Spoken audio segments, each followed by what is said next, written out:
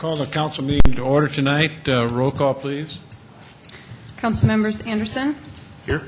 Benega. Here. Brown. Here. Costello. Jameson. Here. Knutson. Litz. Here. Staggers.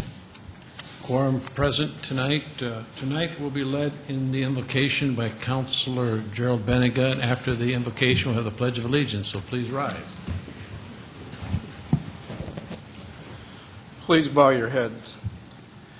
Heavenly Father, we thank you for the gifts of life that we all enjoy that sometimes we take for granted, like the weather and all the things that the people in New Orleans and Louisiana have had to gone through that we have avoided. We pray for their safety. We pray for their help and guidance in solving the issues that they have to deal with. We also pray for the disadvantaged, the homeless, the underemployed, and those that are unemployed. We thank you for the leadership of the community. We ask for guidance and vision in helping us with these difficult days to make tough decisions on items that affect us all. In Jesus' name we pray. Amen. I pledge allegiance to the flag of the United States of America and to the republic for which it stands, one nation, under God, indivisible, with liberty and justice for all. Thank you, Gerald. Okay, let's start out. And is there a motion to approve the consent agenda? So moved. Let's move. Is there a second? Second. Anderson. Anderson seconded. Further motions? Being none, all in favor of approving the consent agenda, vote yes. Those opposed, vote no. Council members Anderson. Yes. Benega. Yes. Brown. Yes. Jameson. Yes. Litz. Yes. All members present have voted. Consent agenda approved 5 yes, 3 excused. Okay, let's move to the... Is there a motion to approve the regular agenda? So moved. Let's move. Second? Second, Jameson. Jameson seconded. Further motions on the regular agenda? Seeing none, further comments? Seeing none, all in favor of approving the regular agenda will vote yes. Those opposed, no. Council members Anderson. Yes. Benega. Yes. Brown. Yes. Jameson. Yes. Litz. Yes.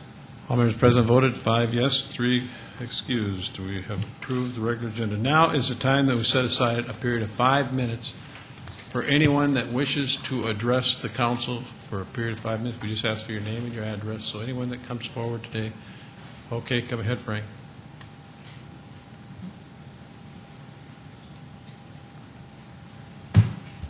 I'm Kathy Brackley-Bauer, and I just have a question to figure out when we should say something about what, if you could explain that to us, because some things, like a first reading on Sure. the sales tax, do we speak to that then or now? And something about input on the budget, is that then or now? And if you could just explain that so we know. I can Thank you. do that, Kathy. On items 19, 20, and 21, which are the first readings on the second penny, that's first reading, and on first reading, that the staff makes a report to the council on first reading, and there's no public input on the first reading. The council is allowed to ask questions, and then we take a vote and set the hearing date for the second reading at that time. Then on item number 23, the public hearing for public input for resolution adopting the budget for the fiscal year ending December 31st. People at that time, that's when we take public testimony on that, and we listen to the public on item number 23. So does that, Kathy, does that...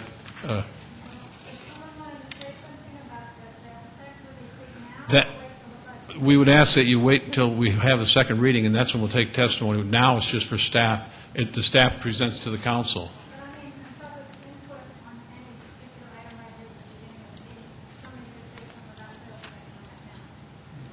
Yeah, if you want, yeah. Yeah, if you want to do that.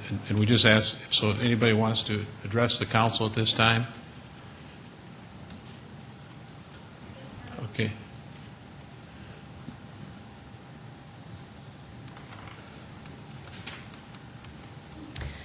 I'm Carol Flower. And I grew up in Sioux Falls, and I've lived here for a long time. I went away to school, and I came back in 1997, and I've lived here since. And I would like to just give you a few thoughts about this tax situation. This last spring, I had a wonderful opportunity to work in Northern California along the East Bay area. And I worked in a little town called Pleasanton, and I was so impressed with this town. And one of the ladies that was kind of there to sort of escort me around and so forth showed me the beauty in this little town. And one of the things, there's two things that she said that really struck me. She said, this is a town that's designed for children. You will not find any adult bookstores, pawn shops, this kind of thing in this town. And she also said something else, because I love to plant trees, and I complimented her on all the beautiful trees. She said, well, you know, when somebody dies in this town, we always plant a tree in their honor. So while I was admiring this town, I was also working in other towns and reading the paper, and I read about a town that had to declare bankruptcy, and they could no longer afford even their basic fire and police protection. When I came home, I looked this little town up on their website, and I thought it was really interesting because they have a program, and in their website they say building a community of character. And there's 6 different qualities that they foster in this community, not only in the schools but within the town. And I thought it was very interesting because it says, to underscore the city's commitment to these principles, each city council meeting begins by calling attention to the behavior characteristics and explaining how they apply throughout the meeting. And I made copies of this. I think it would be really interesting for you to read these. Also, they had a little segment called Vibrant Community and then Community That Cares. And it said Pleasanton is a community that cares. When a need arises, regardless of the size, whether it is a child with a critical disease, a nonprofit needing enlarged facilities, and they go on and they go on. We talk about how the community gets together and they address these needs. The degree of success in accomplishing community goals has been exceptional and continues to enhance the quality of life in this sparkling jewel called Pleasanton. And I think about this and I contrast this with Sioux Falls, which is growing fantastically.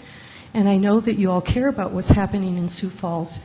But when you think about raising the taxes, when you start putting kind of the visual input of this town before the people's needs, then I think there's something wrong. And I think when you start adding this tax, when you start increasing the water and the sewage costs and so forth, these start putting a burden on people that are middle income, lower income, poor, and you start creating a wider disseminate in this community. And once you start doing this, then you create a community of haves and have-nots. And I would like to just encourage you to read just this little bit. Look up the website for this little town, because this is a town of about 70,000 who do things that show that they care about the people.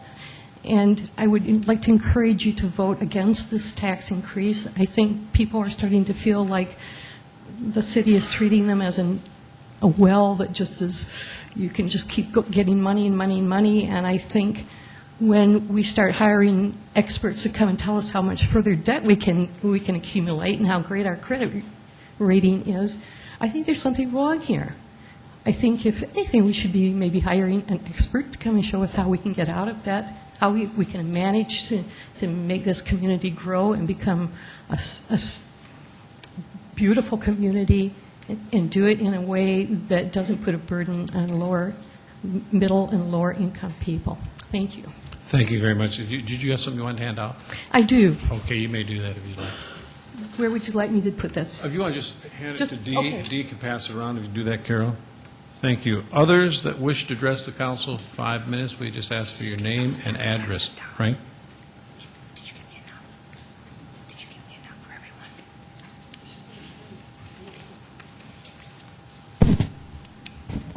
everyone? Frank Hansen, 4112 South Birchwood Avenue in Sioux Falls. Might add that the mayor isn't near as mean looking as his picture sometimes shows. So, thanks for having us here tonight. I especially want to thank Bob Litz for listening to our problems this past week, and some of the other commissioner or council members. And we, of course, as you know, we and a number of other charitable organizations are being eliminated from the city's 2009 budget. I just want to let you know a little bit about the organizations that I represent. Project CAR is actually a carrier of people, transport people around for the Retired Senior Volunteer Program and the Senior Companion Program in town here. And we supply the transportation for these organizations. Senior Companion Program furnishes senior companions to visit other senior companions in the city in their apartments or homes so that they can stay in their homes longer. Activities that they do might include conversation, assistance with reading and writing letters, meal preparation, other household chores that are not very difficult. Retired Senior Volunteer Program furnishes seniors with help to various organizations in town like the Red Cross, the Veterans Hospital, McKinnon, Sanford, and so forth, and other organizations.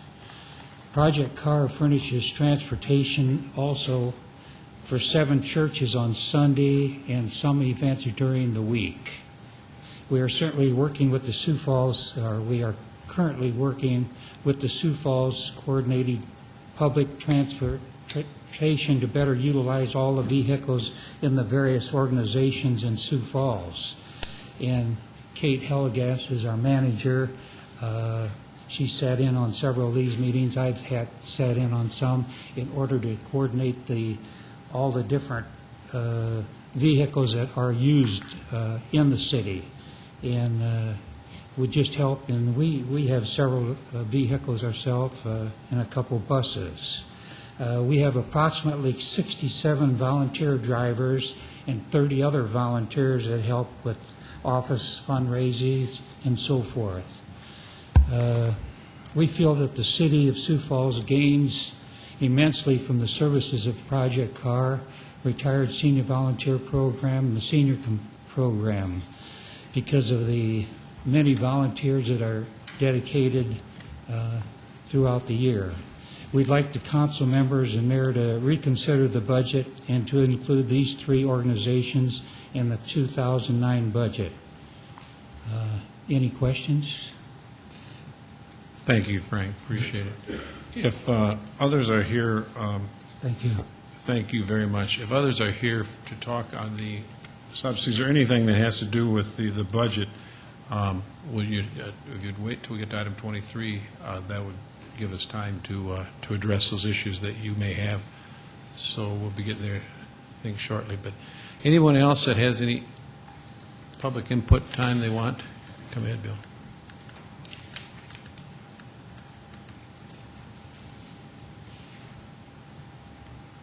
Howdy.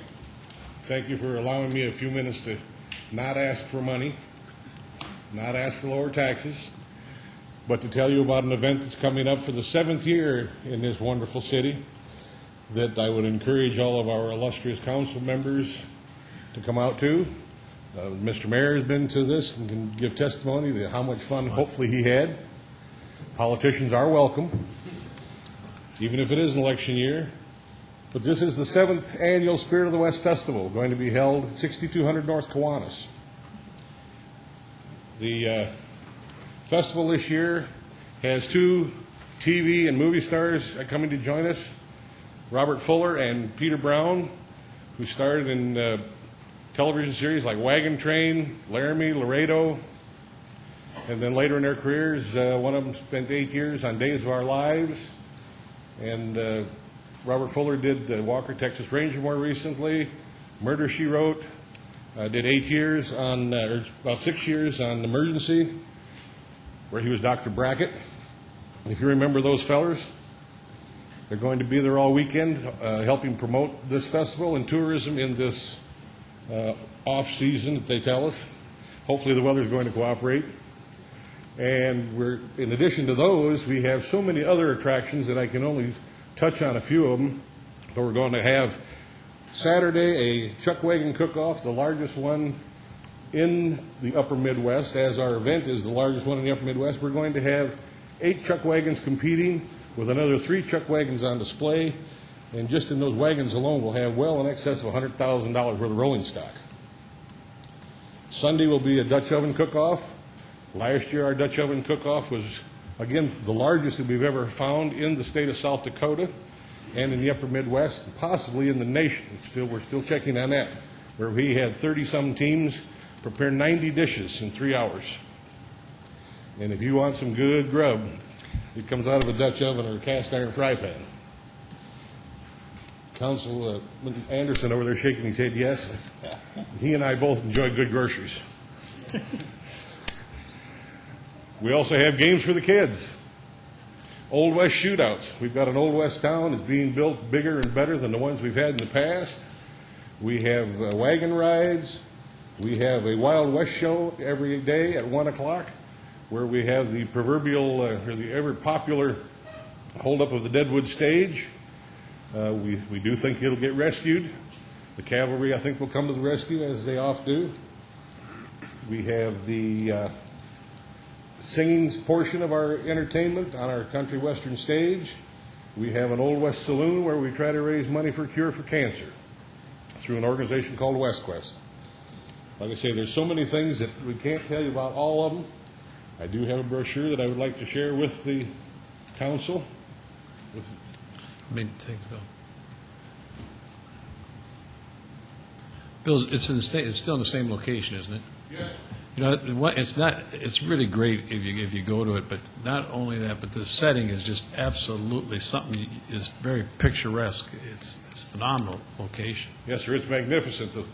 One of the things, I get a little selfish when we're setting this up because it is such a beautiful spot. I'd like to keep it for myself and not share it with everybody.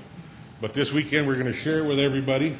It's on 160 acres of pasture land down along the Sioux River, just on the north edge of town. I mean, you can't find a better Wild West vacation that's close to a metropolitan area than that one right there. Once you're in that valley, you can't hardly see a modern building. We tell people that this show is for the little buckaroo in you. And I really appreciate it if you all come see an old fat man sometime.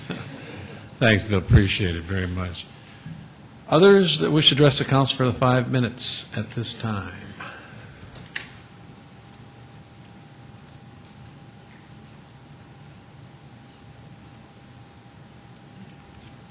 Good evening. Reynold Neseba from 2801 East Marston Drive, number 306. I've been a little disturbed by just following some of the conversations going on, both about budget and taxes and other things in Sioux Falls. There's really 3 things that struck me. One was that there's the proposed 50% increase in fares for people in wheelchairs for paratransit. And then, as one of the other gentlemen pointed out, the cutback in funding for some not-for-profit agencies. And now this third thing, a conversation about increasing taxes, including taxes on food. And I would feel better if, just as you're going through this budget, to please keep in mind the needs of the poor and disadvantaged in this community as you're thinking about that. And that's all I ask. Thanks. Thank you very much. Appreciate your time. Others? Seeing no one come forward, we will move into the regular agenda, item number 15. Deferred action, U.S. Army Reserves, 4400 Northview Avenue for 2007 drainage fees levied in the amount of $562.50. The USA Army Reserves is a tax-exempt entity and does not pay taxes, and they are now requesting an abatement. Good evening, Mayor and City Council. Mark Cotter with the Office of Public Works. This entity asked for an abatement of their storm drainage fees, and to this point we have not abated fees unless you are, from a storm drainage perspective, unless you're a cemetery in Sioux Falls. However, we did return to them and ask them for the justification for their request for abatement. We received that today. They asked for additional time that we could review that information, and so that's what we would propose to do, and ask for this item to be deferred again until Tuesday, October 14th. Okay, October 14th. I make a motion for a deferral until October 14th for item number 15. Knutson made that motion to defer till October 14th. Is there a second? Second, Litz. Let's second it. Further comments on the motion to defer item 15 until October 14th? Seeing none, all in favor of deferral to October 14th, vote yes. Those opposed, vote no. Councilmember Staggers? Anderson? Yes. Benega? Yes. Brown? Yes. Jameson? Yes. Knutson? Yes. Litz? Yes. That motion has been approved. 6 yes, 2 excused. Be deferred until October 14th. Item 16. Second reading, an ordinance of the City of Sioux Falls, South Dakota, amending the revised ordinances of the city for parking reductions. Mike Cooper, along with Dave Loveland, Planning and Building Services. This is an item that would provide for an amendment to our city zoning ordinance pertaining to the reduction of required off-street parking. When the 1983 ordinance was adopted, there were 4 provisions for reducing required parking. One was through a monetary contribution to our public parking system for downtown parking expansion. Second was through a purchase of a 10-year transit pass. Third was through the provision of bicycle parking. And fourth was through certain types of mixed uses that we could reduce the required parking. This amendment tonight would modify the first 2 of those. Since we've enacted the ordinance in 1983, we have not had any monetary contributions to the parking system, so this will repeal that provision. Second of all, in terms of the transit reduction, we do not have a 10-year pass, so what we would provide with this amendment is that if you request for the reduction of parking, up to 20% of the parking could be waived in exchange for the purchase of monthly passes of no less than 1 year. And this has been reviewed by the Planning Commission as well as by the Director of the Parking System, Public Parking System, and we're recommending approval of this amendment tonight.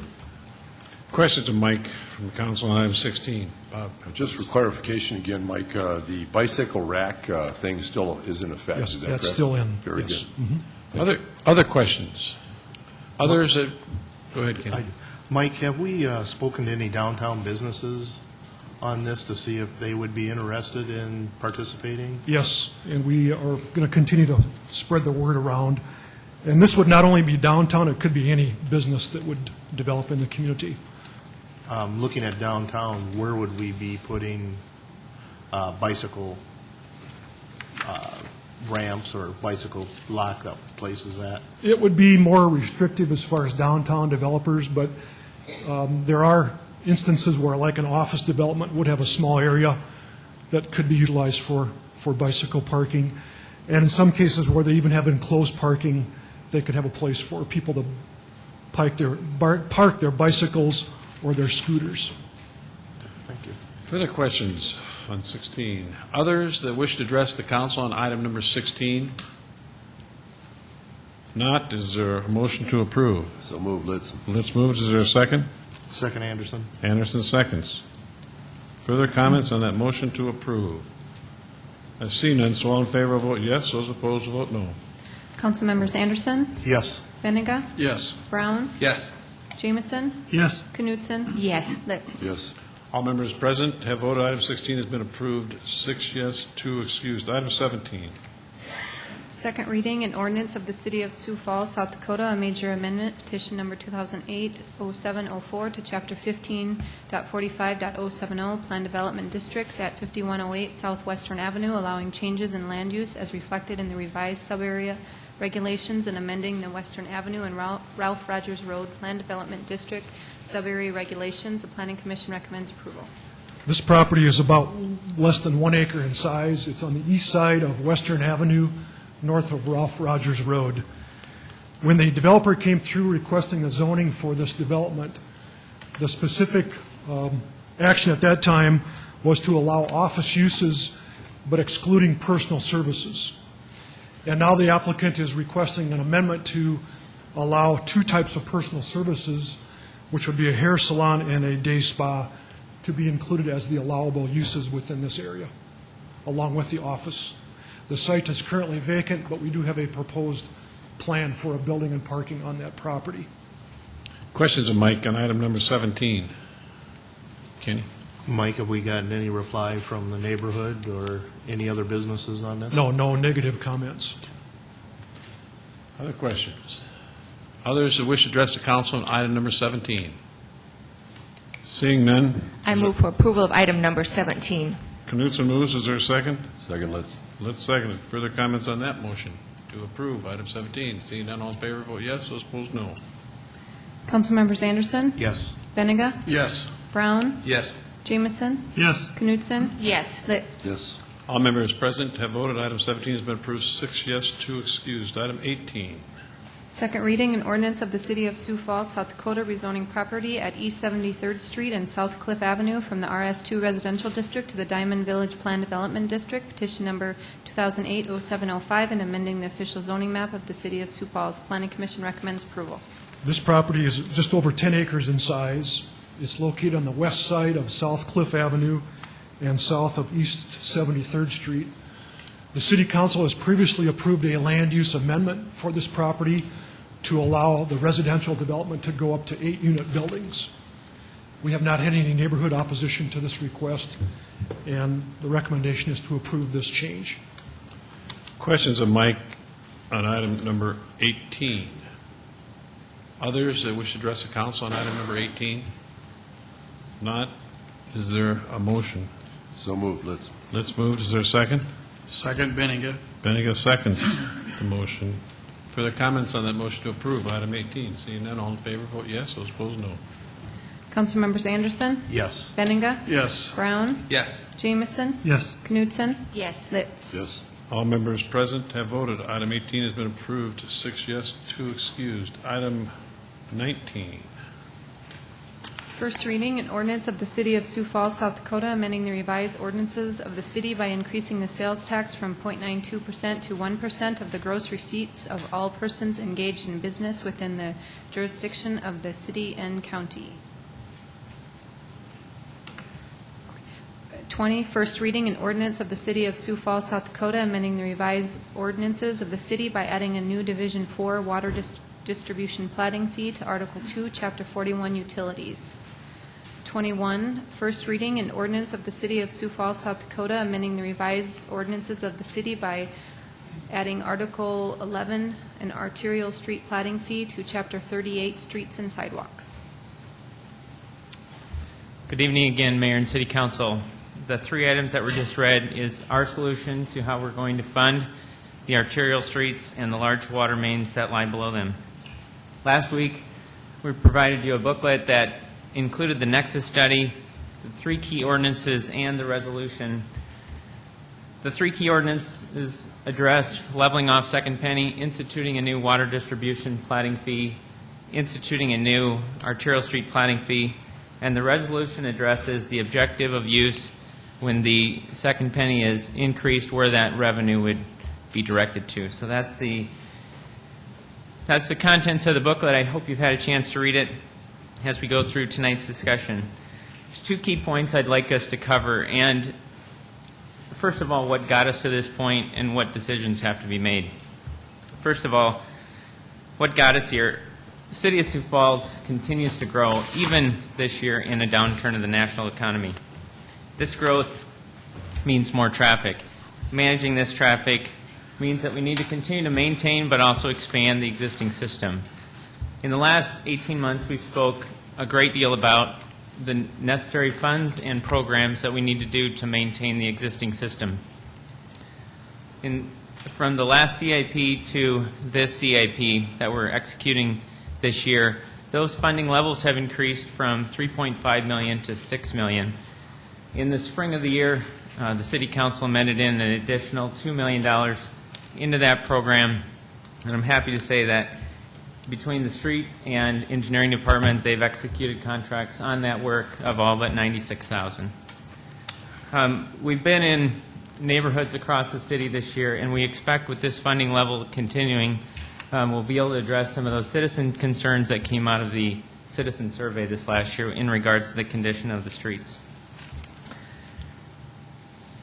So tonight, I think one of the things we now need to focus on is that we are comfortable with where the maintenance funding level is for our existing streets. So we brought to you the solution to expand the arterial streets and large distribution mains that lie below them. I can tell you that there's a large backlog building. In 2007, we had 11 requests. Requests come in the form of petitions of which arterial streets are being requested to be built. The construction value in 2007 at this time had a value of about $24 million. Those petition cutoff dates ended this year at July 1st. Those petitions have been evaluated. The petitions have now increased to 27 petitions with an estimated value of nearly $60 million. We've seen increases not only in the petitions, but obviously as well in fuel, asphalt, cement, steel, labor, and equipment. And we expect this backlog to continue if there's nothing done to move forward on a solution. One of the key discussions that we had in the fall of 2006 was, what are we going to do with the backlog of the arterial streets? I think one of the key objectives that spun out of that was in January of 2007, we formed the Alternative Financing of Infrastructure Group. The Alternative Financing Group focused on two things. We had policies that we needed to address that really affected development inside a given section of land. There was a number of those items that were addressed that we brought through City Council in early to mid-2007. There was a matrix of changes that dealt with pavement section, reimbursement for extra width and depth, water main, street lighting. But let me just show you from a standpoint of the hierarchy of streets that we look at that's on the overhead projector. The green streets are what we call the collector streets. They are basically, they're the streets that carry and collect the local traffic, which are shown in gray. These would be considered local streets. Those are the neighborhood streets that are developed and have homes on them. And then the green streets, as shown, 22nd Street, South Grange, Phillips Avenue, Bonson Avenue, those are what we consider collector streets. As land's developed, those streets are requested to be slightly wider and the pavement to be thicker because they have to handle more traffic than a typical local street.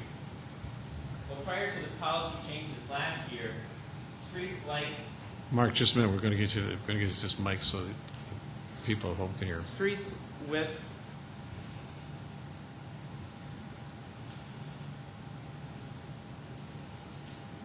I'll talk from here. Okay. Streets that are considered a collector street, in the past, the city participated in the cost of those streets because we did ask them to be slightly wider. We also asked the pavement to be thicker.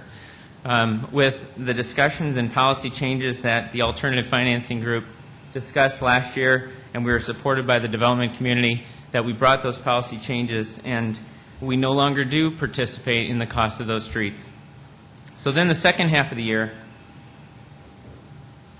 the focus really switched to the red streets, which are the arterial streets. They're just like the arteries in your body. They carry the most blood. The red streets, they carry the most traffic for the city of Sioux Falls. And some of the classic ones are 26th Street, 41st Street, 57th Street, 69th Street, as well as moving across the city.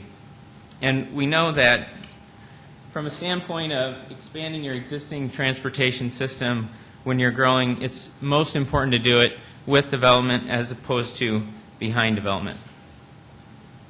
Okay, so the first thing we did once we got to the arterial streets, we had a group that identified which segments of streets need to be built in the next 5 years to match development.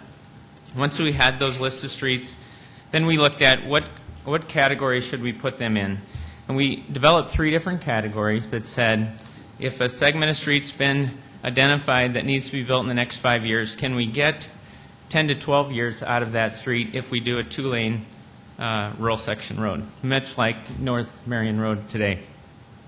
The next category was, if there's sufficient development and traffic, will half of an arterial street function, which an arterial street, by classifications, 2 lanes in each direction, has all the components of a major transportation system that moves traffic. And then the last category was, is development and traffic to a point that we need to build the full arterial street. So those 3 categories were developed, produced a list of streets, that we started to work on. Now, the first element of that discussion was how are we going to fund the large water mains that lie below those arterial streets? And the committee's recommendation was, since that water main is extended for the sole purpose of development, that we need to make a major switch in policy from the city paying 100% of those water main extensions to the development community. And so the proposed recommendation is a new platting fee that is 100% funded by land development. And those details are in your ordinance. The next category is the actual arterial streets. Now, when you look at the components and elements of an arterial streets, it includes the sidewalk, the street lighting, the storm drainage, the pavement, the medians, the turn lanes, the traffic signals, all the elements of an arterial street. And looking at what they can handle capacity-wise for traffic, as well as how much traffic's being generated by new development, the committee made a decision and recommendation to have development now pay for 30% of those streets. Today, the city pays 100% of the arterial street system if they adhere to the current access management policy. So the committee came out after working on the how and when to collect this prescribed revenue for 30% of the arterial streets with a proposal. We then hired Duncan & Associates. Duncan & Associates is a firm that specializes in studying and developing fees of this nature. And Duncan & Associates reviewed the work that the committee had done and said, we're going to recommend an alternate approach.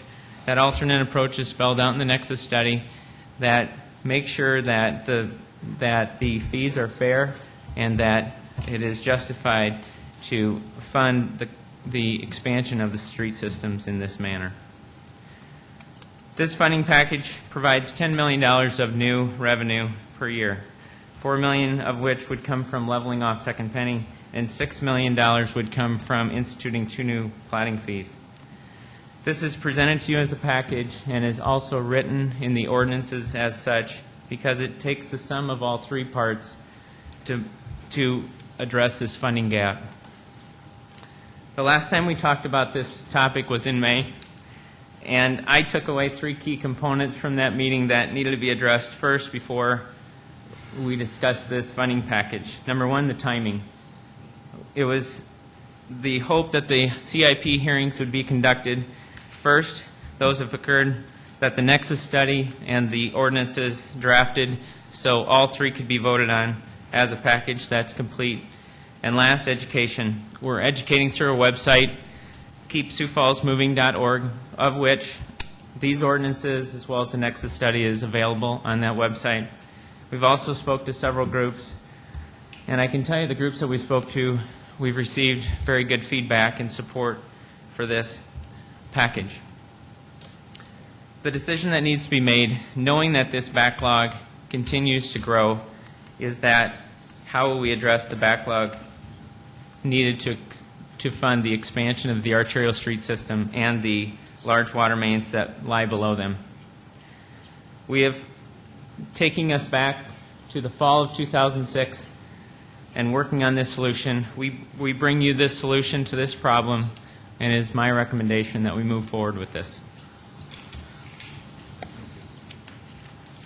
Questions of Mark? You want to talk about 19, 20, and 21 all together? Okay. Yes. Council, questions of Gerald, go ahead. Mark, when you talked about the 70-30 split, how does that compare with the study that you did on regional communities to see what their fees structure was? I can tell you that when you look regionally, each city really does something different. I think it all comes down to what works for the city, and going from 100% city cost down to 70 would be a significant change. It also works financially in the model to address this gap. But there are cities that assess the frontage property owners over a long period of time. There are communities that institute full impact fees at development, which are somewhat different than a platting fee. And so the condition here that really helps us is that It's not at the building permit stage, it's at plating, so it provides revenue up front so we can build with development. And so I think one of the other keys that we started with is knowing that 60% of land that's developed is developed into housing, is that we wanted to make sure that housing is still affordable in Sioux Falls, and that 30% was certainly a good level for that. Further questions? Dee? Director Cotter, I don't have any questions. I just want to thank you for the incredible amount of time you have spent on these issues for the last, year plus, and just want to thank you for your patience with us as we grapple on these topics. Yes, Mark, just to clarify for everybody, as of today, in 2008, September 2nd, 2008, the city is not spending any money on new neighborhood streets. The city is not spending any money on new collector streets. The only money we're spending on new streets are arterial. Is that a fair statement? With one exception, if we own property on a collector street, like a detention pond, we pay our frontage as well. So Okay. the difference used to be we cost shared somewhere between 10 to 20% of a particular collector street because we did ask for that pavement to be thicker and wider, and now the only participation that we have is if we have frontage on that collector. Right. So for all intents and purposes, though, unless the city is acting like a citizen or a business, the only street, the new streets that the city is paying any money for right now are arterial streets. And with this proposal, now we're trying to have other people come in now and pay for our sharing this with the city. Now, my understanding is that there was a study done that indicated that during the next 5 years, we would have to spend $80 million on arterial streets. Is that right? That's correct. Okay. Now, this proposal that we have here is for $10 million each year. $6 million coming from the developers and $4 million roughly from the sales tax increase. I'm saying everything correctly. Is that right?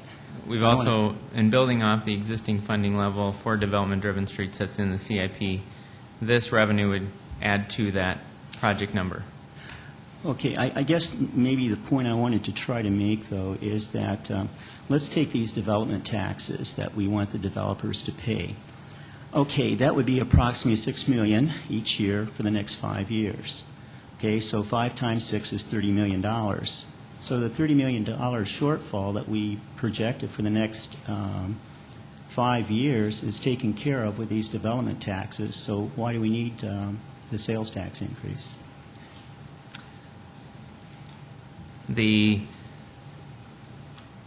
There's still a gap, though, because there's the current CIP that's in the proposed 2009 to 2013 is, I will round, is about $35 million. And then instituting the new development fees and raising second penny closes that gap.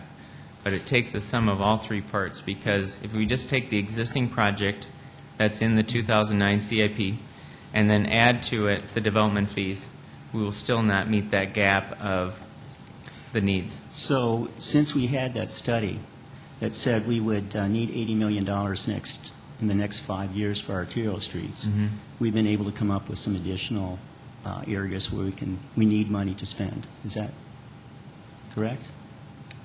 I guess I'm not following your question. Well, we were initially sold on this by saying we need $80 million in the next 5 years. Now it seems like we need more than $80 million in the next 5 years, because I'm just talking about the study that was mentioned to us, because we've already got the $30 million shortfall that we talked about covered with the development tax.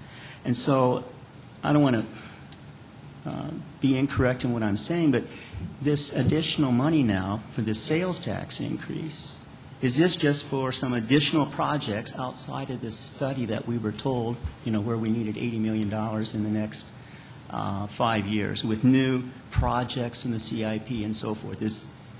That's really what's happening? No. What the current CIP is approximately $35 million. And then just simply raising the development fees is an additional $30 million. And so those two total do not address what the committee identified as a need. It's getting to be several months ago now. And so you still need to close the gap with raising second penny. Yeah, I guess we're still trying to...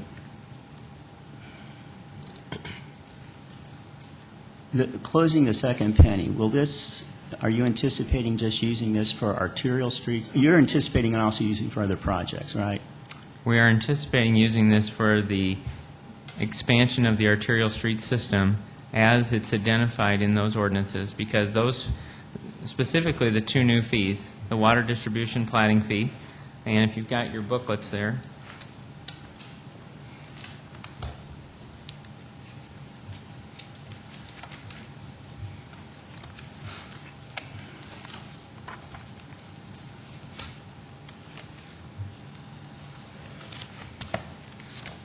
let's first go to the water distribution platting fee in that tab. And if you go to section I, that spells out that the revenues that come in for this particular platting fee have to be used solely for the purpose of expanding the water distribution system on the arterial streets.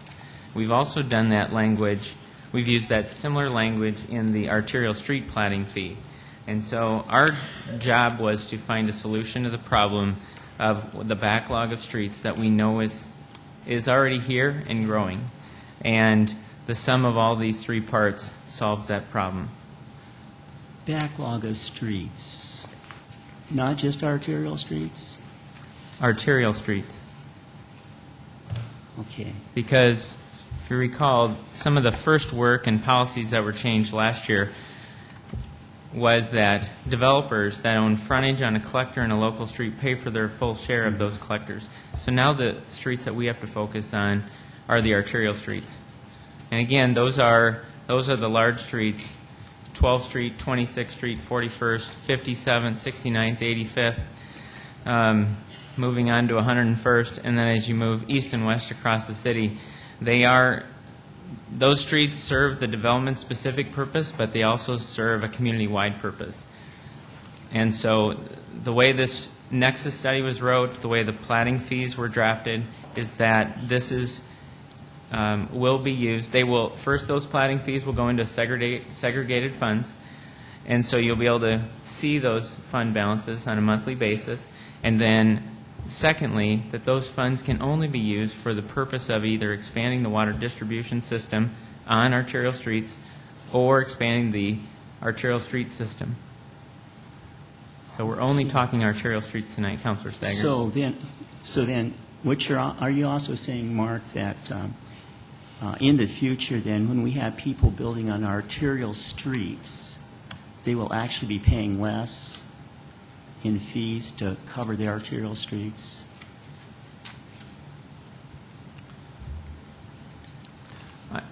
The water distribution platting fee is at one level regardless of land use. Mm-hmm. And then when you develop land based on the schedule of platting fees by zoning, that you'll pay that respective fee for the arterial street platting fee. Yeah. I guess I'm just hung up on this study of $80 million, that we need in the next 5 years. And we've already got it. I mean, we had a shortfall of $30 million, and we have that covered with the development taxes. I don't know, if you could give me some more information by email, I'd appreciate that. Because I still am wondering why we have to have the sales tax increase. Once again, I'm focused on what we were told. We need $80 million in the next 5 years, and we're going to be short $30 million. Okay, and so, we got the $30 million covered already now with these development taxes. So, I can certainly provide more, but just in 3 key steps. The existing funding level is at $35 million. Instituting 2 new development fees would create $30 million over a static 5-year planning period. That's $65 million, and so we're still short. And we all know that that we've seen inflationary costs that we have to also be responsible and look to in fuel, concrete, asphalt, labor, and equipment. And the difference, adding an additional $20 million onto those other two funding components, takes you to $85 million. Okay. Okay? Also, too, in regard to, what are referred to as fees, am I correct in my understanding that these are brand-new fees? These are brand-new fees. Brand-new fees. Also, it's important, I think, to take a look here as to whether these are really fees or not. It reminds me when I teach the history and politics of taxation, sometimes I tell my students that, there are different ways that government entities deal with taxation. Sometimes they try to keep things, behind the scenes, secret, so people do not really know they're paying additional taxes. Sometimes they call the tax something else. Sometimes they call it a tariff. Sometimes they call it a fee, or whatever the case might be.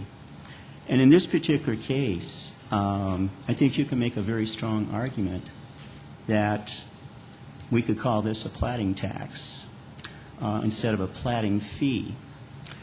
But I understand why the city doesn't want to call it a tax. Because very simply, if we call this a tax, it's a new tax. And what happens is the citizens of Sioux Falls have to vote on this, whether they want to have this new tax or not, in accordance with the city charter. I don't know, I keep thinking about this so-called fee, and to me, I cannot get away from this. It is a flat-out tax, is what it is. And we should be voting on it as citizens of Sioux Falls.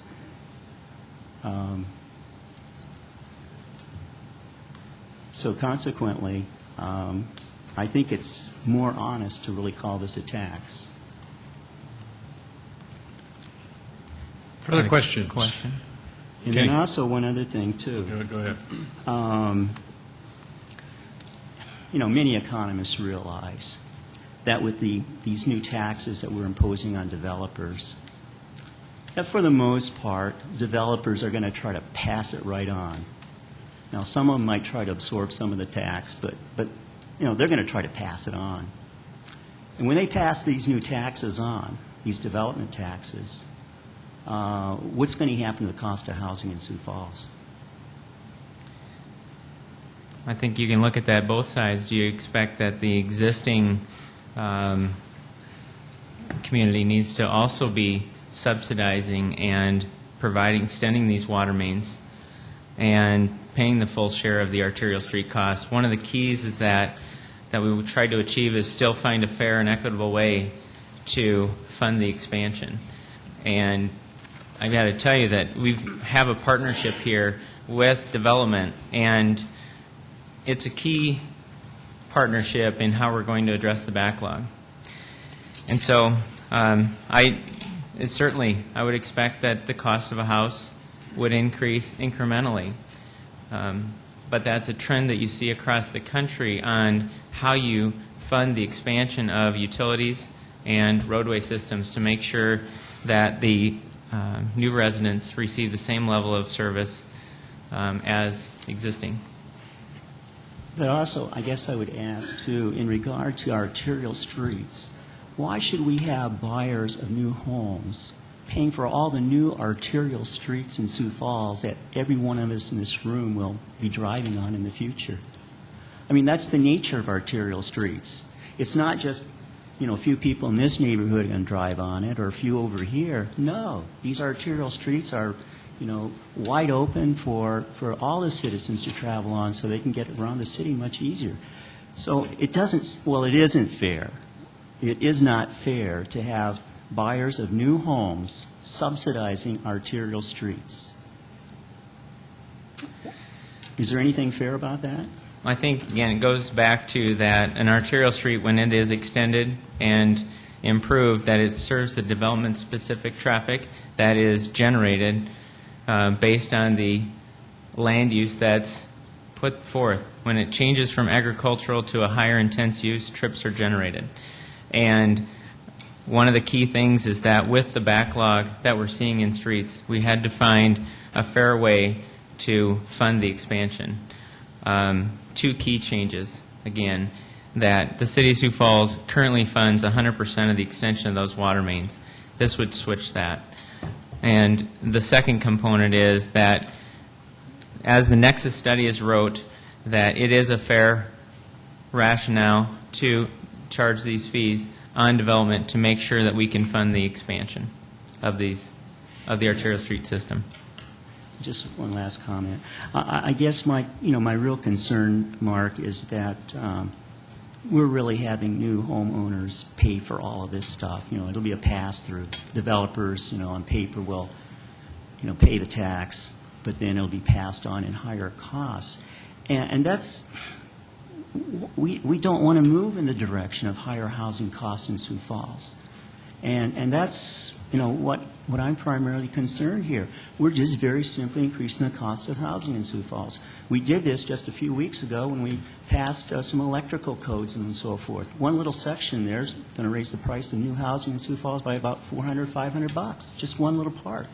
And here, this is going to also raise the cost of housing in Sioux Falls. So, I think that should be really one of our primary goals as city government, is to try to make sure we keep housing as low cost as possible. That certainly was one of our missions when we started the alternative financing group, is that we wanted to make sure that housing is affordable. And we have spoke in depth and had representation from builders, the Home Builders Association, and several other agencies that really are a part of making also sure that housing is affordable, and they are in support of this package. And so I think from the standpoint that we were asked to solve the problem, we've looked at a number of different methods. This solution is going to work for the City of Sioux Falls, and again, it's my recommendation from an engineering perspective and an economic perspective that we move forward. Kenny? Okay, just a couple questions there, Mark. Excuse me. Basically, you'd looked at all these different funding options. What other options did you look at as far as away from the second penny if that didn't go? I'm not sure where that back feed's going. Thank you, Mike. I think one of the things that we look at is regionally what are other cities doing, and we've put together a matrix of what those cities are doing. Our alternative financing group looked at those, seen how they were working. We talked to other cities. For example, the city of Fargo, they run assessments for a long period of time. They also have a lot different problem than we've got from a growth and development standpoint. And so, and when you run assessments, you have to facilitate and fund the construction up front 100%, and then you assess over a period of time whatever the council chooses, whether it's 5, 7, 10, or 20 years.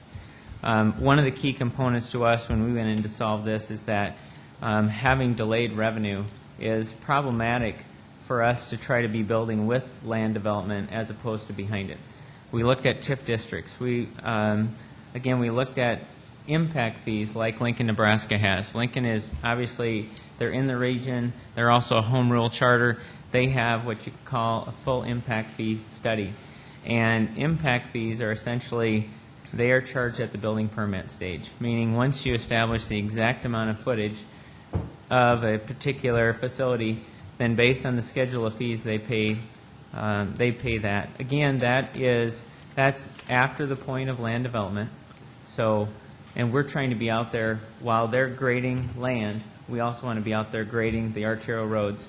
When it gets to a point where they are doing it at building permit stage, all the roads are in, all the utilities are in, and we potentially, with that model for us, we could potentially have a very low quality arterial street before we start to see revenue come in from those impact fees to address the needs. And so, again, there was a matrix that was developed, and this is, again, it always comes back to what's going to work for the city of Sioux Falls and the development community, and what's going to work best on both sides, and this is the recommended alternative. Looking at the, Yeah. Could we have somebody take care of that? That's very distracting for our presenter.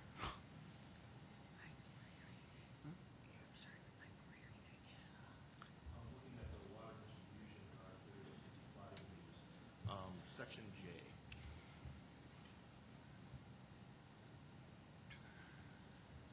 I'd just like you to explain to me how that would all work there as far as revenues not spent within 7 years being refunded. One of the keys is that when you, and the Nexus study really speaks to this, is that, and I'll give you a thumb tab for that in a minute here.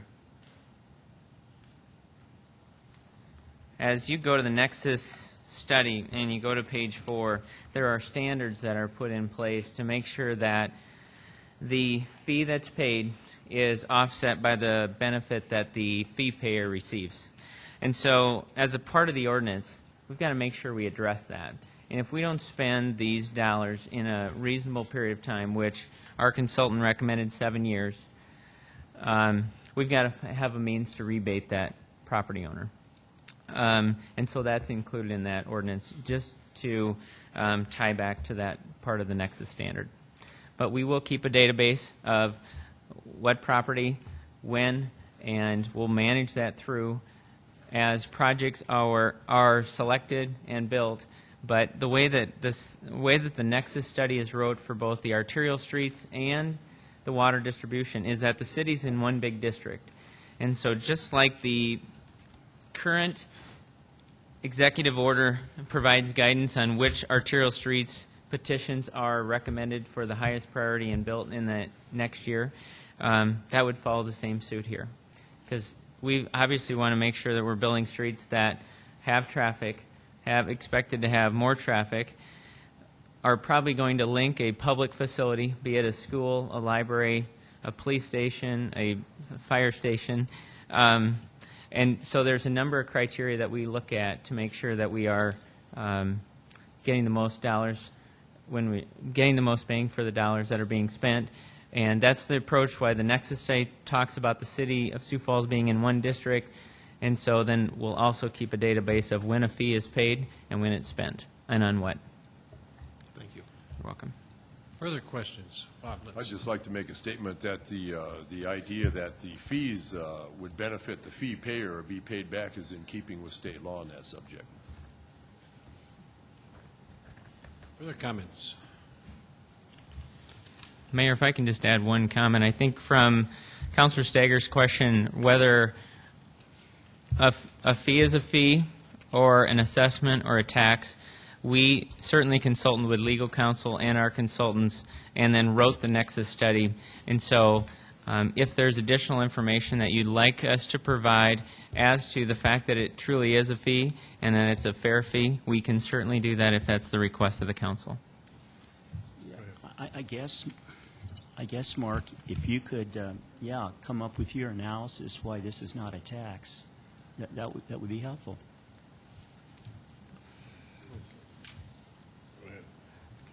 And also, I guess I would like to, there's a point, I think, too, where the semantics gets to be a little bit of a game, too, because for me, it's an investment, so, would you also do a little bit of a study on why you're not calling it an investment? Okay, further questions? Just a quick comment on the cost of this impact on development land. And as we went through this Nexus analysis and looked at these fees for a typical residential lot, this would increase the cost of that lot by just over 1%, about 1.25%. For a typical office or retail commercial development, it would increase the cost of the land development by somewhere between 4 and 5%. So the impact is vastly greater on the non-residential developer as opposed to the residential developer. Thank you very much for your time. Okay, further questions? Not? I We've would- got, Are you ready for a motion? pardon? Are you ready for a motion to set the hearing date? I would like to make a motion to set the hearing date and the second reading for Monday, September 8th, 2008, for items 19, 20, 21, 19, 20, and 21, I should say. Further discussion? Further motion, another, second that motion? Second, let's. Okay, let's second. Is there any other motions? Mr. Mayor, I would like to postpone this until the 15th, since I'm going to be out of town on the 8th. I think Is that a substitute motion? That's a substitute Okay, motion. is there a second? Second. Okay, the motion is seconded. We got a substitute motion to set the hearing date for items 19, 20, and 21 for September 15th. That's a substitute motion. All in favor of that substitute motion to set that hearing date for September 15th will vote yes. Those opposed will vote no. Councilmember Staggers? No. Anderson? Yes. Benega? Yes. Brown? Yes. Jamison? Yes. Knutson? Yes. Litz? Yes. That motion prevails, so the hearing date has been set for September 15th for items 19, 20, and 21. Let's go to 22. First reading, an ordinance of the City of Sioux Falls, South Dakota, amending the revised ordinances of the city by revising Chapter 15.5 fees. Good evening. Randy Bartunik, Director of Community Development and Public Parking. The proposed ordinance would increase the rate of the lease parking fees by $5 per month, and this rate increase is consistent with the recommendations that was made by Walker Parking Consultants last year and is also recommended for approval by the Public Parking Advisory Board. Questions of Randy on item number 22? If not, is there a motion to set the hearing date for item 22 for September 15th? So move, Brown. Brown moves. Is there a second? Second, Anderson. Who's second? Anderson seconded. Motion been made and seconded to set the hearing date for September 15th for item 22. All in favor of that motion will vote yes. Those opposed vote no. Councilmember Staggers? Yes. Anderson? Yes. Benega? Yes. Brown? Yes. Jamison? Yes. Knutson? Yes. Litz? Yes. All members present on board, the hearing date has been set for September 15th for item 22, 7 yes, 1 excused. Item 23. Public hearing for public input for resolution adopting the budget for the fiscal year ending December 31st, 2009. So this is the time that anybody that wishes to address the budget for fiscal 2009, just come forward and give your name and address, please, and just come forward, yeah, that's fine.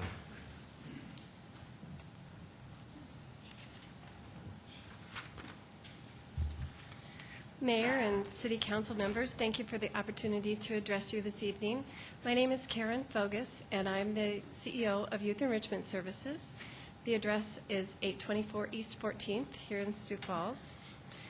Youth Enrichment Services was one of the organizations whose subsidy, and I use that word very loosely in this context, was cut from the mayor's proposed budget. I first of all wanted to acknowledge the evolution of the process getting to the elimination of those subsidies, and also as a taxpayer and as a representative for nonprofits, express the appreciation for the mayor's efforts to be both efficient and effective with those community dollars. I'm here representing our organization, which serves more than 1,400 children on a daily basis. Those are children ages 4 weeks to 12 years old in licensed programs. About 400 of those are early childhood programs, and about 1,000 of those are school-age enrichment children participants. I'm here to throw out the request for a partial reinstatement of the dollars that were cut from Youth Enrichment Services. I wanted to tell you that last year we used the $20,000 that my organization received to fund a startup program for infants and toddlers, which is in dire need in our community. But more importantly to this request, we used half of those funds to match a grant that we had received for an after-school program at Wesley United Methodist Church here in Sioux Falls. That program is located in the Terry Redland Elementary School area, which is a Title I school. It's certainly considered a working poor neighborhood. The program has been in operation for 8 years. However, Youth Enrichment Services only became involved last year and could do so through the city's funding that we had received.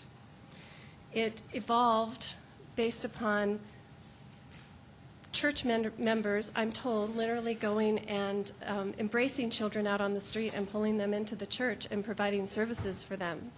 And as that grew, it became a more formalized partnership between the school and the church in referring at-risk children to the church for care. The church, on its part, developed its membership into volunteers who would then come and provide enrichment activities for these children. And I'll tell you, as a nonprofit service provider, that's the dream of every one of our organizations, that we could have this pool of volunteers who would come and share their talents and their time with children in our community. And they had done that. It was originally staffed by those volunteers, but it had grown to a point in time where they needed to look at licensing as part of care for children in our community. And that's where Youth Enrichment Services stepped in to partner with the church. Licensing requires paid staff, and those staff have to have specific qualifications, so there's an expense related to that too. And last year, I'm so pleased to tell you that we served 45 children in that program at the church. And in an organization such as ours, where we serve so many children on a daily basis, 45 children aren't a lot. I mean, the absence of them would not necessarily be felt by our organization.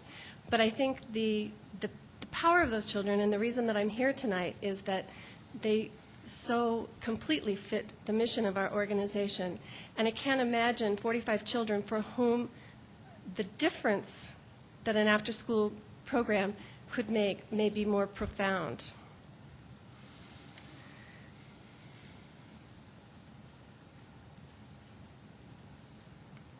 At other points in our organization's history, the loss of this funding may not be such an issue. However, there are two material changes to our organization that prompt me to come back and make this appeal. One of those is a very positive event, and the other is not nearly as positive. We purchased the Sioux Falls Christian Elementary School on the east side of town, and that will become our new East Side Learning Center. And that will significantly increase our capacity to serve children and families. But, of course, there will be startup challenges, especially as we are on the forward side of that growth curve for the city's east side.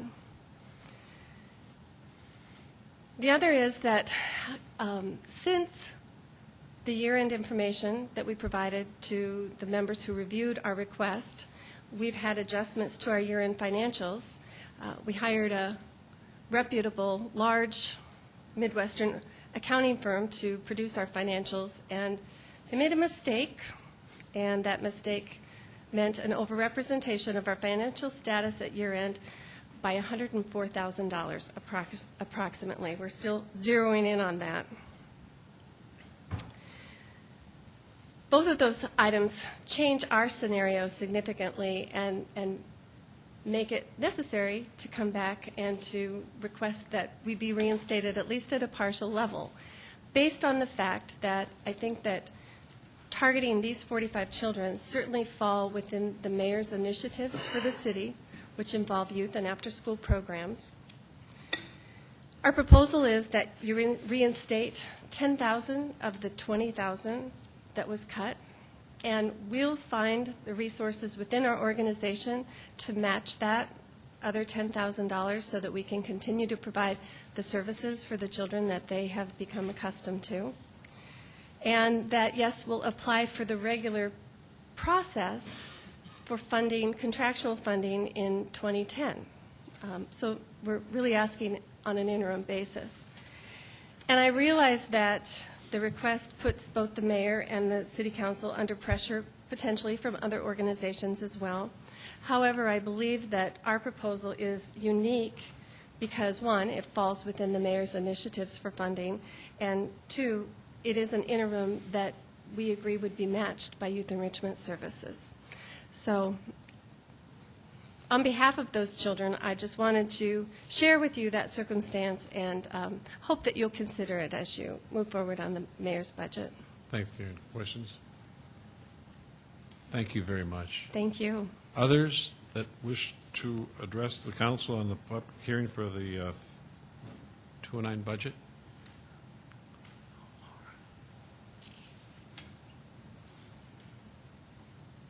My name is Laura Borman. I'm the pastor at Wesleyan Methodist Church, 1700 East 6th Street.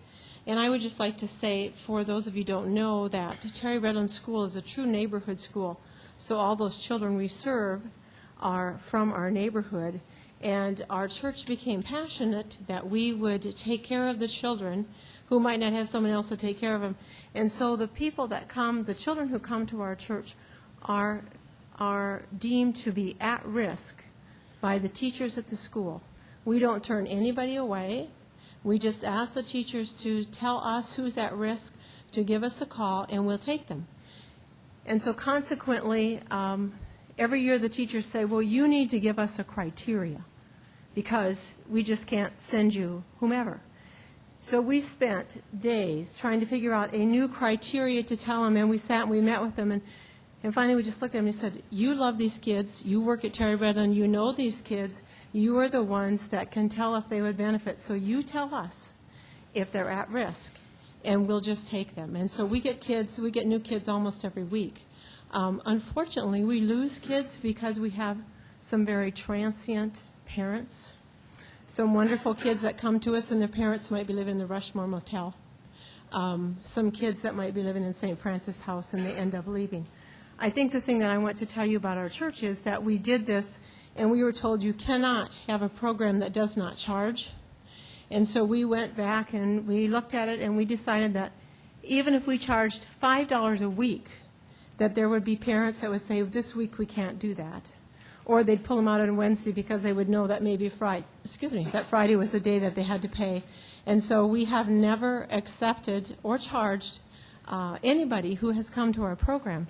Sometimes when we look at those kids, we say, their parents could afford it, but we're not the ones that determine who is at risk. And a teacher has looked at them and said, there's something that's going on for this child, and we have this wonderful place where we can go and send them. And so we go pick up the kids twice a day. Well, we go pick up 2 loads, sometimes 3 in our church van. So they get there and we keep them until 5:30. Last week, Wednesday, when I was talking to the kids and I asked them what's good and what's bad, this kid raised his hand. He said, I'm on OSS. Now, I didn't know what OSS was till I started this. That's out of school suspension. He's in middle grade school. 2 other kids raised their hand and said, well, we're on ISS. Well, I now know that's in school suspension. And the boy who was in out of school suspension, we discovered when his mother was called and he came to get him that he was grounded to his downstairs. I'm guessing because there were no parents home during the day and he couldn't go to school.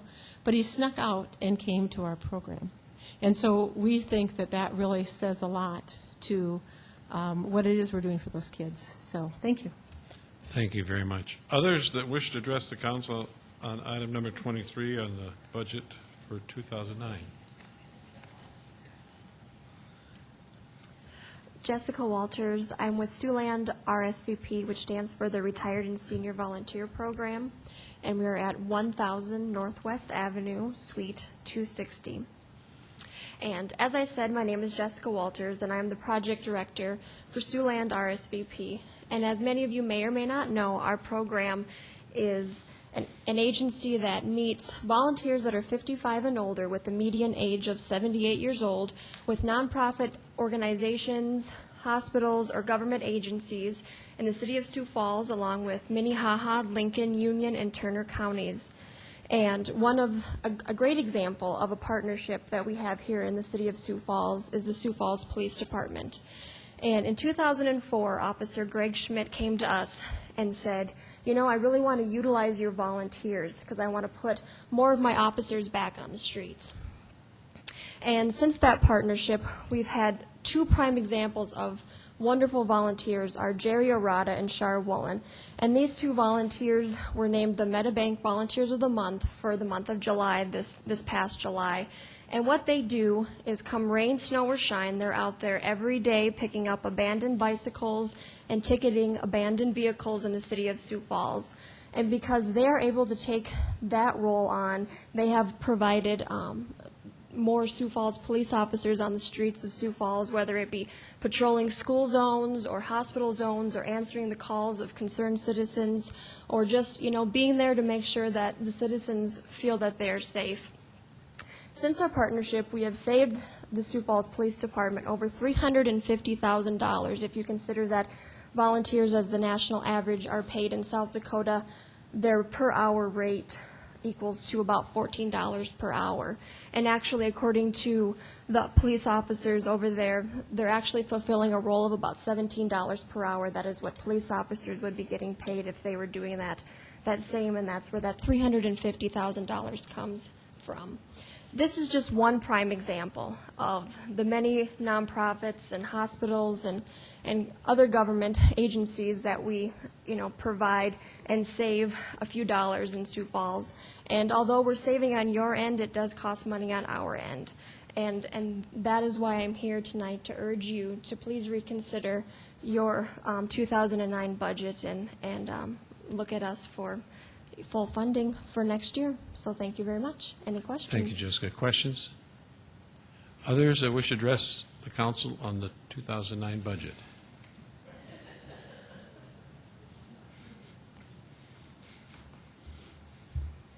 Good evening. My name is Kristen Fox, and I'm the project director for the Senior Companion Program at 1000 Northwest Avenue, Suite 260.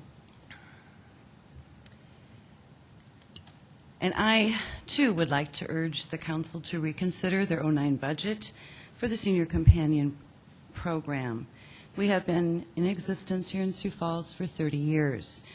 Those of you that are aware of what our program does, we have seniors that are low-income seniors that receive a tax-free stipend to help other seniors remain independent and living in their own homes. We have very limited resources available that dedicate gifting to elderly services. And we rely on local and government sources to support our programming. We have used Sioux Falls funding to reimburse senior companions for the mileage that they take their client or to and from their clients' homes. We now have, as you all know, higher gas prices, and you know what that has meant to all of us. Think of you, if you are a senior with lower income, we're talking 125% of poverty level, trying to maintain a car and fill it with gas. Our goal is to help these people, our clients, remain living in their own homes for independently as long as possible. In 2007, 76% of our clients remained in their own homes 6 months or longer because of the services of the Senior Companion Program. We ask that if you're unable to continue with the current funding, if you would consider a reduction in funding for 09. This would give us time to look and research and see if there's other funding available for us. I'm also concerned about the trickle-down effect should the city decide not to fund the 17 nonprofits in the 09 budget.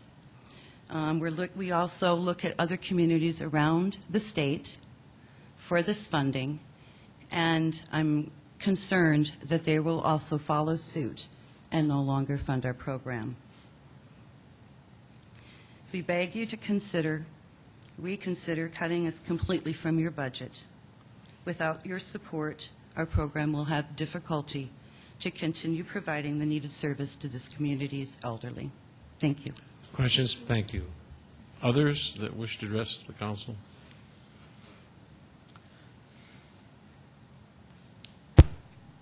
I'm Kathy Brachtelsbauer, 2900 Poplar, and I appreciate this opportunity. And I would like to also just express my support for these requests that have been made for city services, city support for so many things that are affecting the low-income population. I think it was earlier mentioned that we should, that you would be encouraged to consider the needs of the poor and disadvantaged.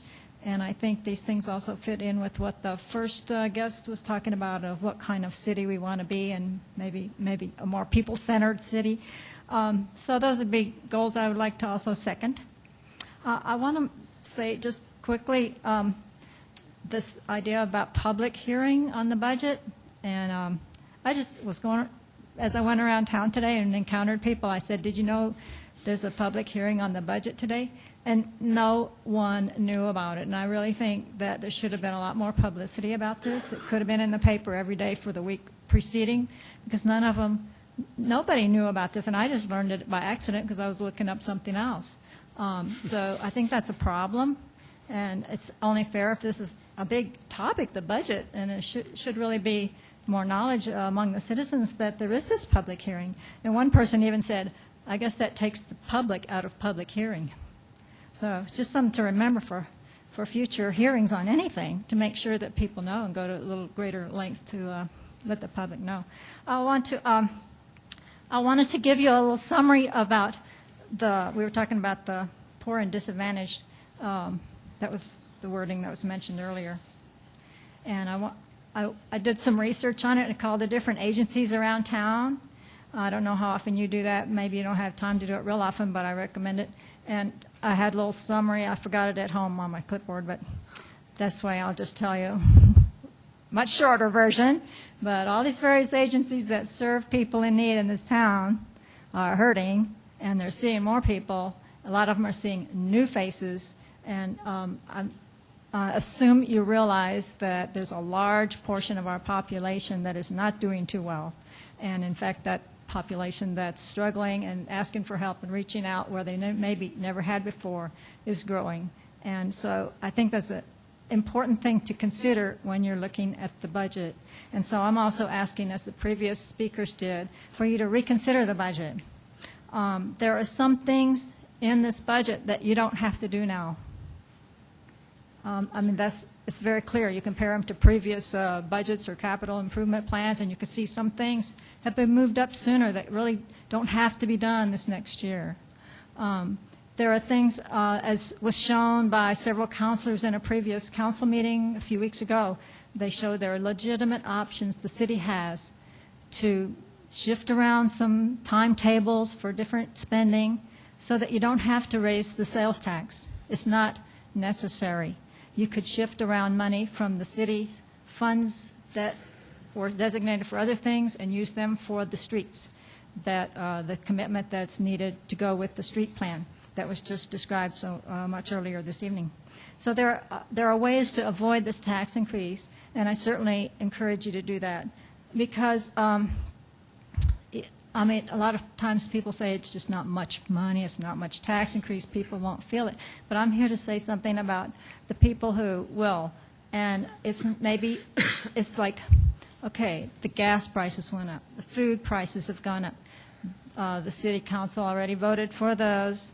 Trash pickup is going to go up January 1st, and the sewer and the utility bills, the water is going up. Now we find out our heating bills are going to go up this winter. I mean, it's just piling on. I think that's an expression from the athletics. Isn't there something called piling on?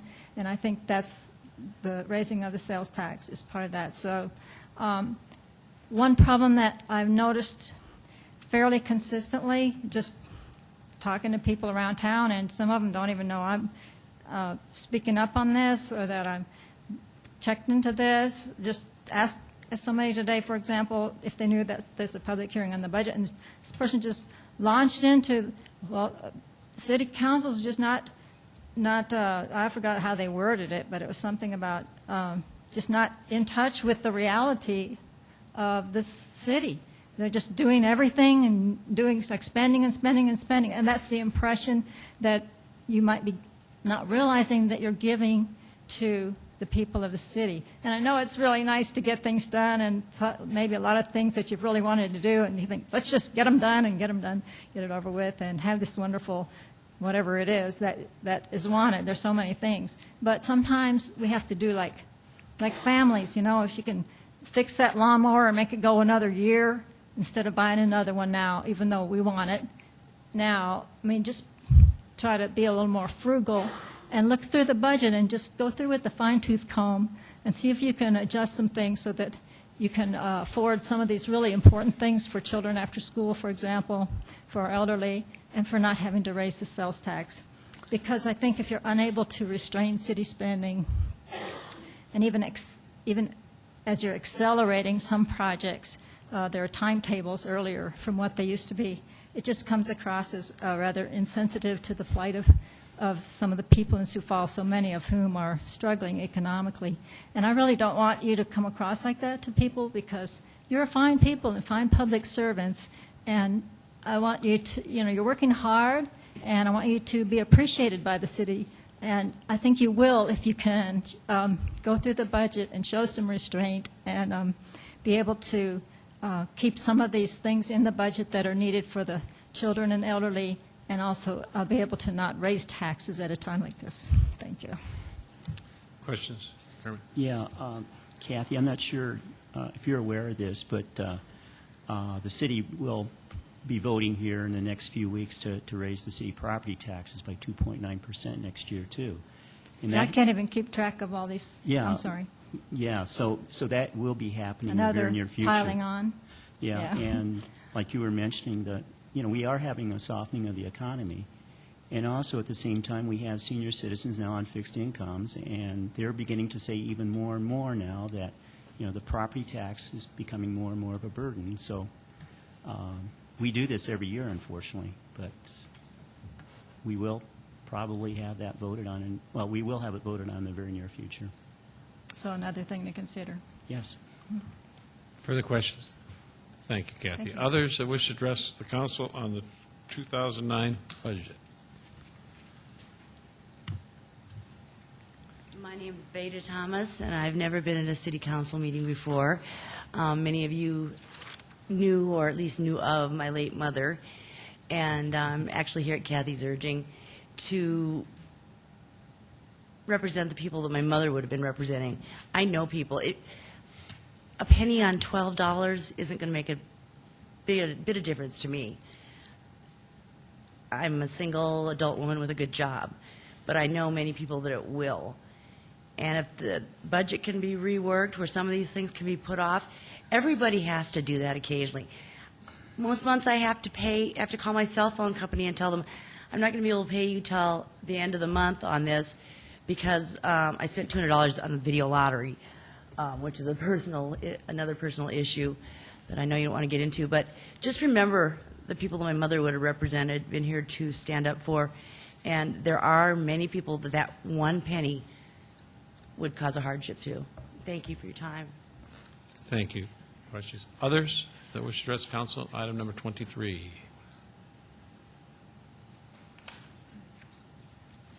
Seeing no one that is coming forward, we will move on to item number 24. A resolution authorizing the mayor to enter into a water well purchase agreement between the City of Sioux Falls and the City of Brandon. Good evening, Kevin Smith with the Office of Public Works. Throughout the 1980s and 1990s, the city, in cooperation with the South Dakota Geological Survey, investigated many water supply options for the city, including looking at production wells in the Wall Lake Aquifer, the Slip-Up Creek Reservoir, and as far away as the Split Rock Creek Aquifer. To that end, we put in a production test well, which would be about on the southeast end of the city of Brandon in 1996. It produced, or is capable of probably producing, about 2 million gallons of water per day. The challenge is that by our estimates today, just a transmission line from that well to our treatment plant would be about $16 million. So good producing well, just in a bad spot for us. And also, after the mid-1990s, we also firmly committed to the Lewis and Clark Regional Water System. So the facilities really serve no purpose for the city of Sioux Falls, and we have at various times throughout the last 6 or 7 years talked to the city of Brandon whether they were interested in the well as is, without water rights and without an easement. And we, at the mayor's urging, had some recent negotiation meetings with them. And we believe that the depreciated value of the well facilities are approximately $30,000, and it appears that Brandon is willing to pay that, so we would like to sell them the well facilities. They will still have to deal with the current property owner on any easement and water right issues, but really, we're just trying to get our money back out of what the well is worth. How much did we pay for the well initially? I think it was around $100,000 of initial construction. Further questions of Kevin? Thanks, Kevin. Others who wish to address the council on item number 24?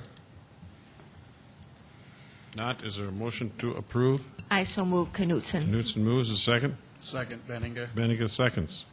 Further comments on the motion to approve item number 24? Seeing none, all in favor of the motion to approve, vote yes. Those opposed, no. Councilmember Staggers? Yes. Anderson? Yes. Benninga? Yes. Brown? Yes. Jamison? Yes. Knutson? Yes. Litz? Yes. All members present voted 7 yes, 1 excused. Item 24 has been approved. Item 25.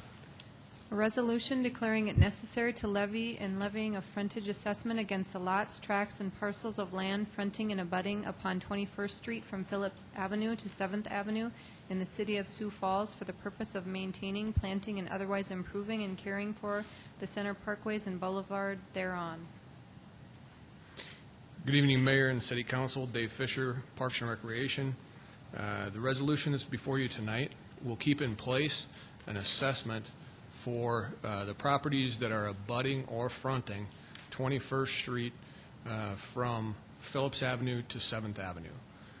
This assessment was first initiated in 1915 by the folks that were living there then for the development, construction, and also maintenance of the boulevards that are there today.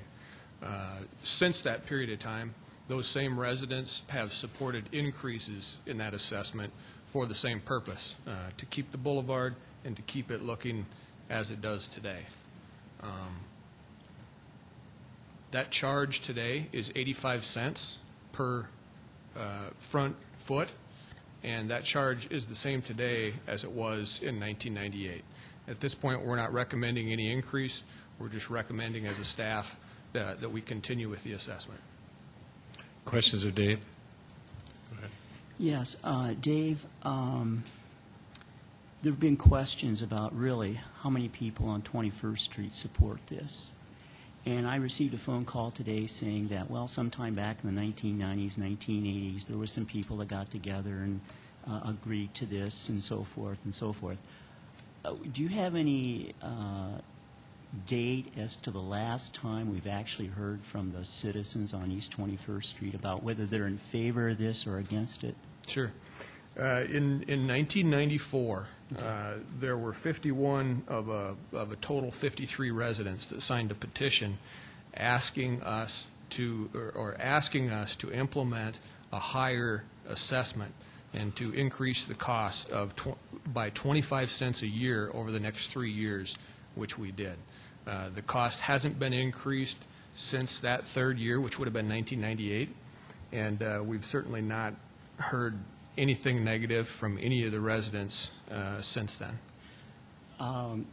So for 14 years, we have not done a survey to ask the residents whether they, because we have, constantly, changing residents and so forth. Sure. So we haven't gotten any later information than 1994.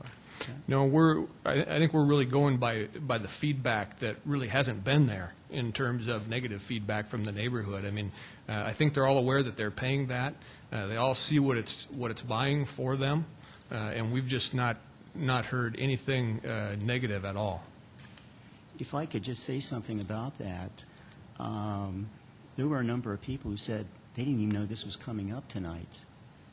There were some people who said, we didn't even know this comes up each year. So I think we have a problem here of communicating with these people. I mean, if they don't know that this is coming up each year and that we don't have to pass this, we can just simply reject it. Right. I think it's important that we give notice, every year that we bring this up so, they'll have the knowledge whether they want to come and continue to be taxed. Mm-hmm. I guess as we get feedback from the residents, if we're contacted by them, we'll certainly explain to them the process and the history of why the assessments are there, because I understand there's people that, the neighborhood changes over and that kind of thing, and so they maybe don't understand why it's in place. And to date, we've really not gotten those kind of questions, but we can certainly share that information with them. Because once again, I think the problem is they don't even know what's going on. And I didn't even know this was going to come up until just a few days ago either. And pretty tight neighborhood over there, though. I mean, they pretty well know what's going on, are involved in the park, and are involved in their neighborhood. And while I realize there's probably been some changeover, pretty confident there's a lot of folks there. I got a call from one of them this morning that knew it was on the agenda, that wanted to know, or wanted us to know, that they did support it. Mm-hmm. And also, I've had some people call me saying the opposite. And one of the arguments that is used is, okay, we're living on East 21st Street. We have this boulevard in the center of the street. We don't own it or anything like that. We're the only citizens in the community that pay such a tax. Why are we paying this? And then it also continues on, well, there are people that face out on McKinnon Park. I mean, they get to have a nice view of McKinnon Park. Why shouldn't they pay if we're paying for the boulevard? What kind of response can you give to that? Well, when it comes to the boulevard, that's a good question.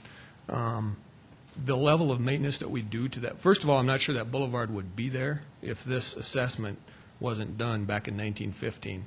I know for certain that it's above the level of maintenance that we typically do on boulevards.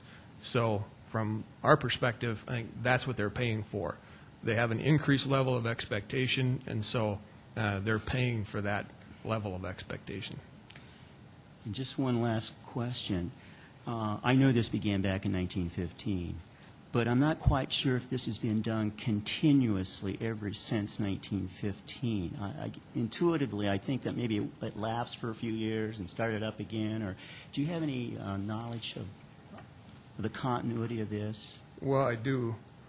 In 1915, it was a dime per front foot. In 1959, it was actually lowered to a nickel. In 1966, it went back to 10 cents. And then in 1996 was when there was a reaction from the request of the neighborhood to increase it by 25 cents a year for the next 3 years. That's when that went into effect. So then in 1996, it was 35 cents. In 97, it was 60 cents. And in 98, then it was 85 cents. And that's where it stayed. And what year was it the city said, hey, if you don't agree to pay more, we're going to take the boulevard out? I guess I don't have that information, but I know that there were at least 3 cases over history where the neighbors were actually coming forward to the city and concerned about the level of maintenance that was happening and what would it take to maintain this boulevard to a higher standard.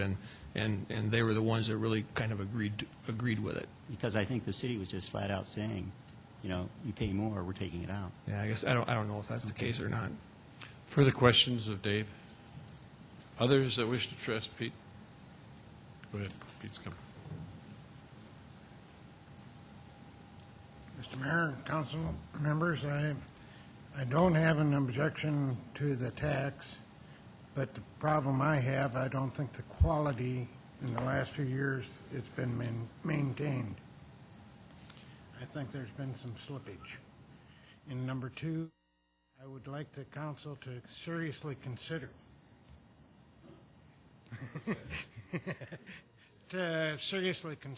putting a 20-mile-an-hour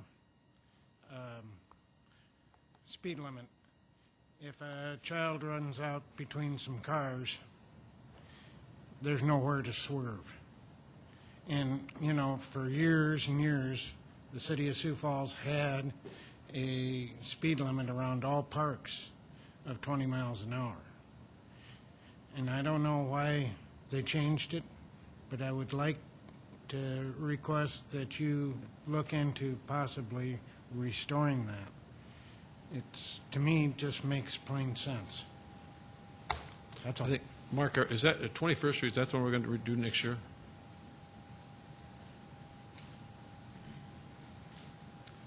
Mayor, that 21st Street is on our mill and overlay program next year, and we can certainly look back into the history of what the speed limit has been on that segment. Look, then we'll work with Parks on that too, Pete. So, others that wish to address the council on item 25? Hello, I'm Kathy Ogden, and I live on 21st.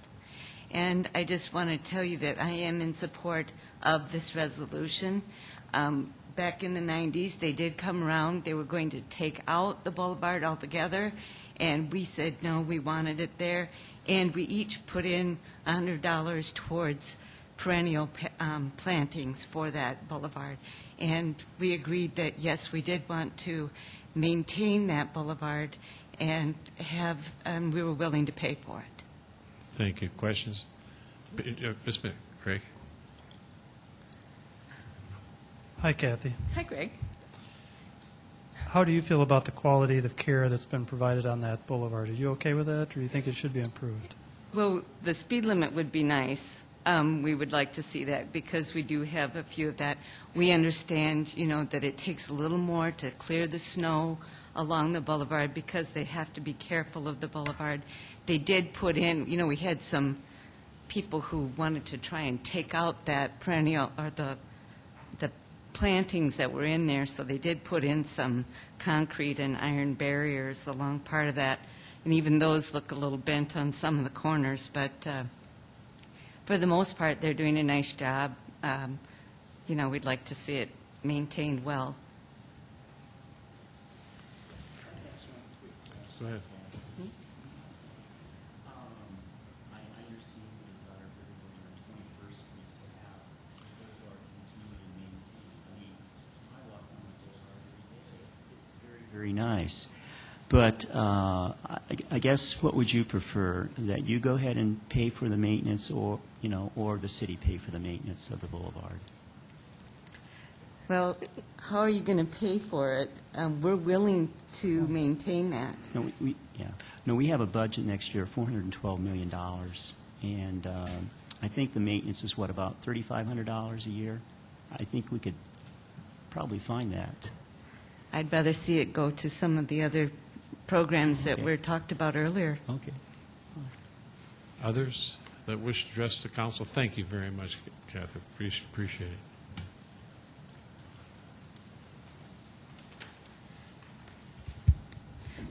My name's Vian Eastman. I live on East 21st Street.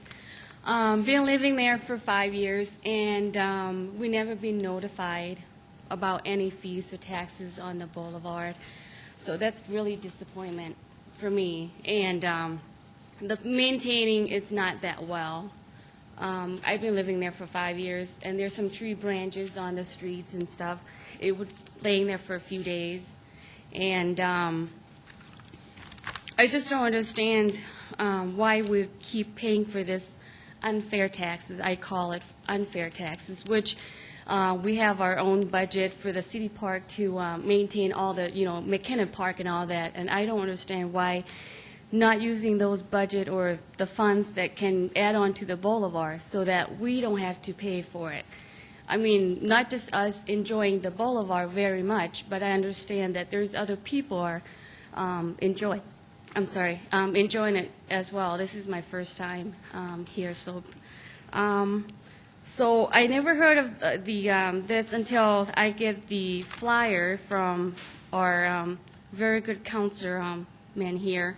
So, and then one day, my husband and I watching the city council on TV, and this come up, and we didn't realize that we have to pay for the boulevard.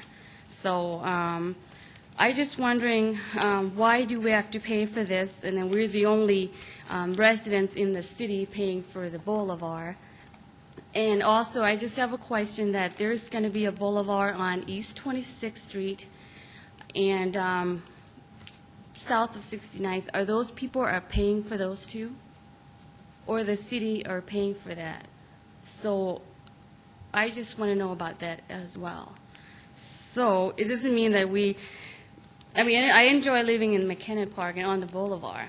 I love it. That's why we moved there. But I just don't see that we have to pay, like, since the beginning, it started from small, and now it's adding up to 85 cents.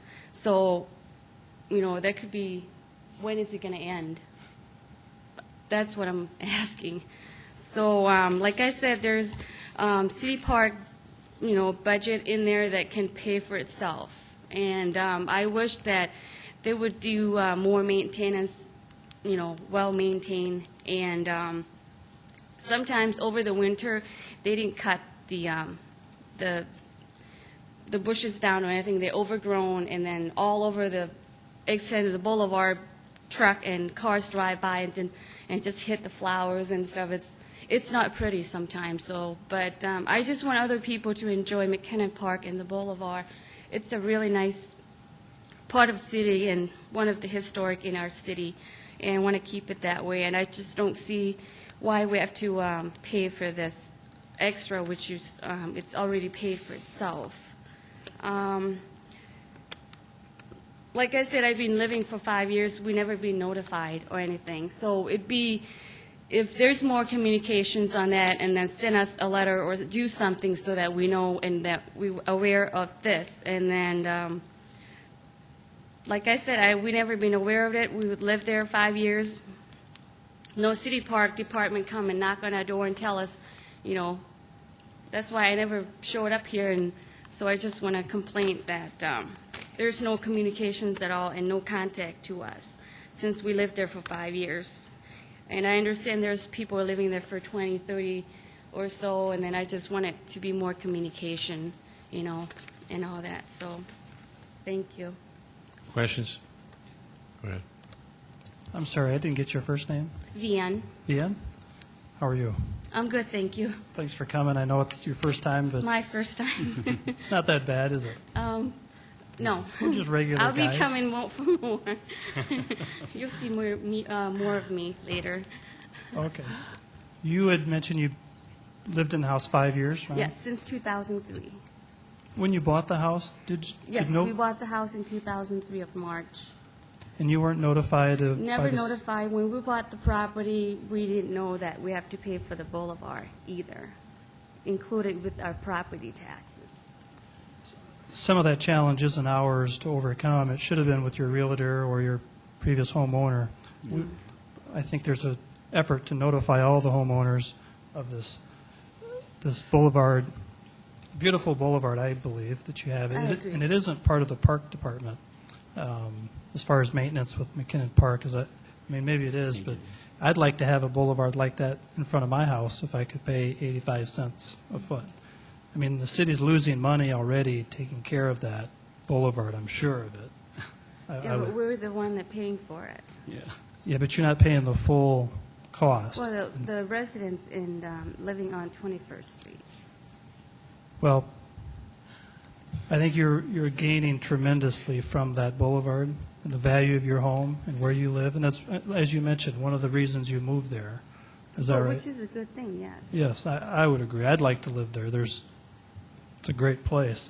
I don't know, you talked about the maintenance not being quite well enough, some branches and other things within the boulevard. It sounds like there's a few people who maybe aren't as satisfied as they could be with the maintenance that could be done. And we'll have to look into that, I think, just to make sure it is up to snuff and you're getting what you pay for. But I guess I know you're urging us to notify you better, but it really wasn't up to us to tell you that. It should have been notified in your disclosure with the purchase of your home, and I believe.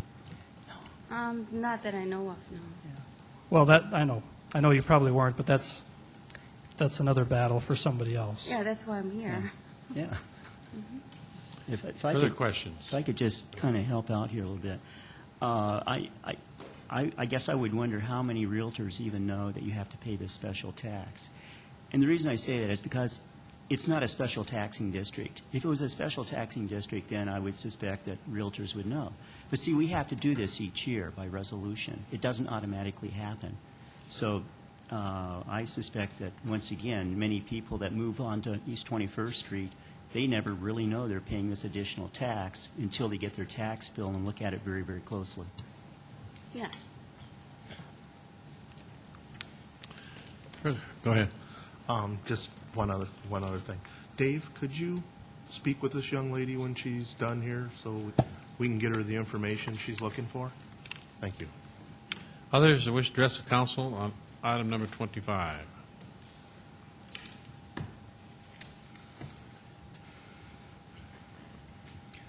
Hi, I'm Michael Armseth. I live on 21st Street. I originally moved on to 21st Street when I was 8 years old. I was there for 12 years, and now I'm back again. Part of what I thought was going on is that we were having a tax increase on what the fee was for what we have there. I'm fine with paying this. I want the boulevard to be there. I want that. It's a part of our history. I mean, everybody benefits through the city with that. I mean, it's a wonderful place to live. Service-wise, watching the people work there, coming by on the weekends, they have their little Terragators or whatever they're called that they drive up and down and pick things up. So as far as I'm concerned with this, it's a really wonderful thing to have, and I'm not opposed to it. At first, when I heard this, I thought that we were having a tax increase with that. I'm pleased with what everything is happening with that. So. Questions? Go ahead. I'll try the same question, Mike, that I did with Kathy. Okay. Would you prefer that the city, because we do have a lot of resources, we could actually take care of that without having you being taxed to do it? So would you prefer the city do it or yourself? I mean, if you prefer, Repeat the question for me again. Okay, if you had a choice, would you prefer that the city pay for the maintenance of the boulevard or yourself and your fellow neighbors pay for the boulevard maintenance? Well, you mean with what we're paying right now? Well, yeah.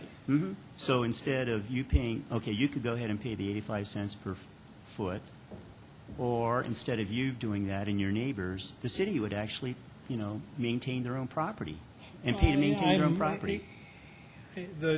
I guess I don't have a strong, one way or the other. I don't mind paying that to have the boulevard there because I've seen the boulevard throughout the years and how it's improved and how much better it is now. When I first moved there, the curbs were about this high on it, and the blacktop had been done up, and they went through, people would drive over the trees. That would be great fun for the kids to drive down the street and drive over the trees. And since then, they've put in a lot of the metal posts, and there have been a few people that have tried to drive over the trees and haven't quite made it.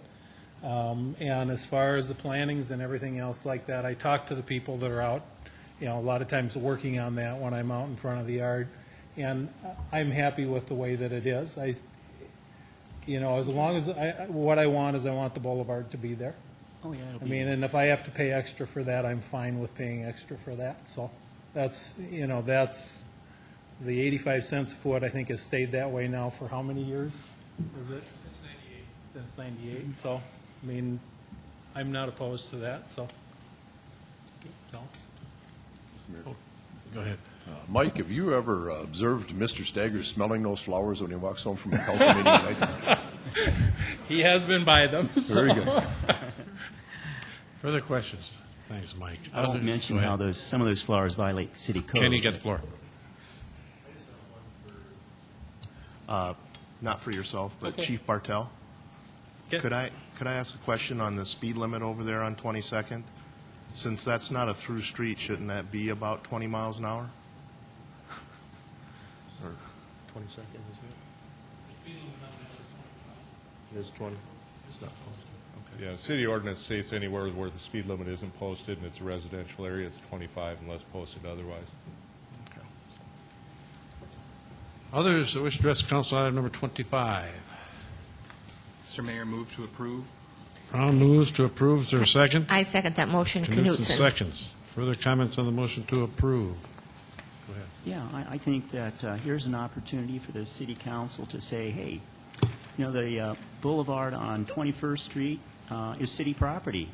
And guess what? We're actually going to pay for maintaining our own city property instead of having other people pay for it.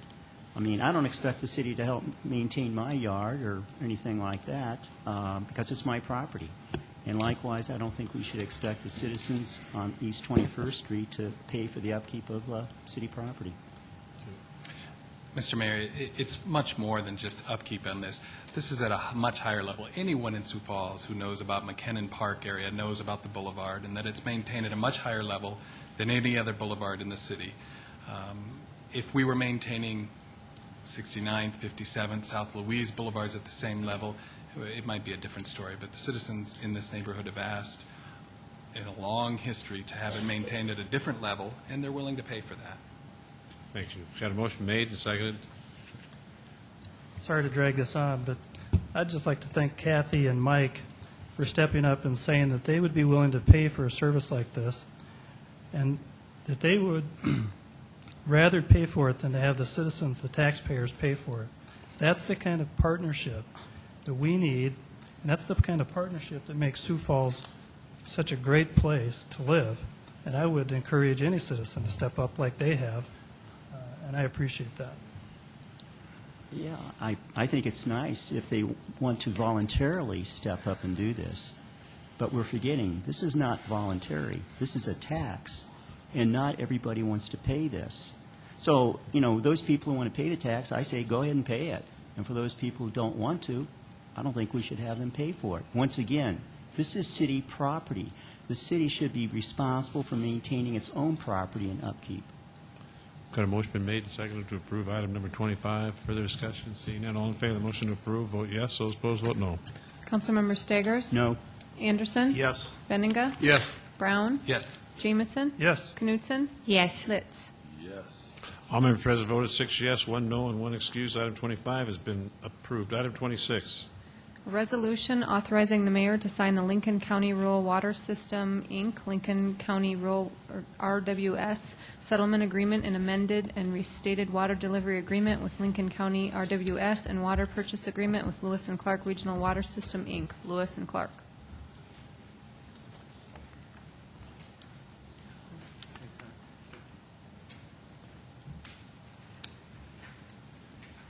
There are a lot of moving parts to this resolution. Anybody who tried to download it off the city's website probably saw just how voluminous the resolution and attachments are. I'll keep my comments brief. The most important piece of this to me is the map, which is also known as Exhibit A, because this really establishes everyone's service territories for the next for the foreseeable future, really. And for the city of Sioux Falls, that encompasses approximately 32,000 acres, and by our estimates, that would house another 260,000 people. So by settling this issue with Lincoln County Rural Water, we can assure that we have the legal right to provide water to a community that someday is going to reach over 400,000 individuals. Likewise, it ensures that the Lincoln County Rural Water System will remain a viable rural water system, and also that the cities of T and Harrisburg have the same assurances that the other parties do. We went to mediation back in January of this year and have spent the last 8 months trying to work out the details of the settlement agreement. And it's not because the parties differed necessarily on the main components, the volume of water, the term of the delivery agreement, even the service territory boundaries. It was frankly over what I would call editorial changes.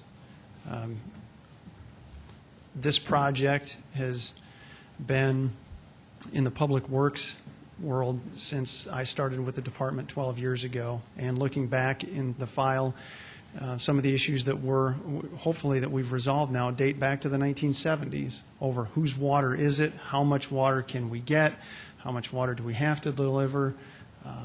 These have all been resolved.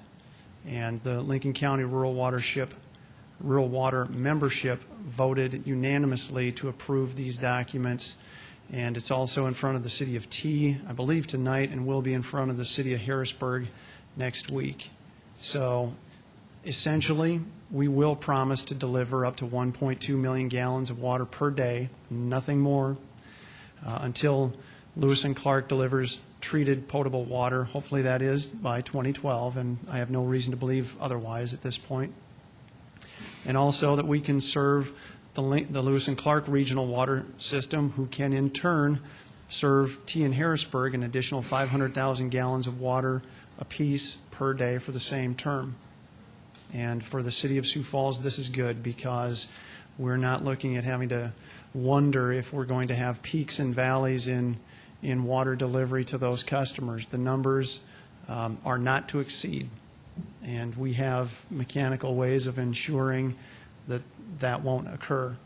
And right up until the time we said these are the final documents, we were asked, is there more water available? Well, we came up with a number that we believe we can deliver, and I think everyone is going to have to continue to conserve water even beyond the point at which Lewis and Clark arrives.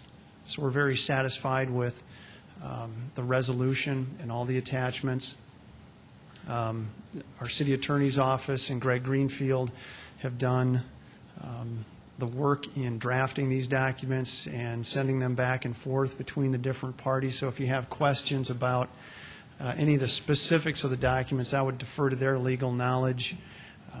And if you have any questions about our service territory boundaries or how we got to this point, I'd be happy to answer those if I can. Questions of Kevin? Others that wish to address the council on item number 26? Yeah, Kevin, can you just clarify in my mind?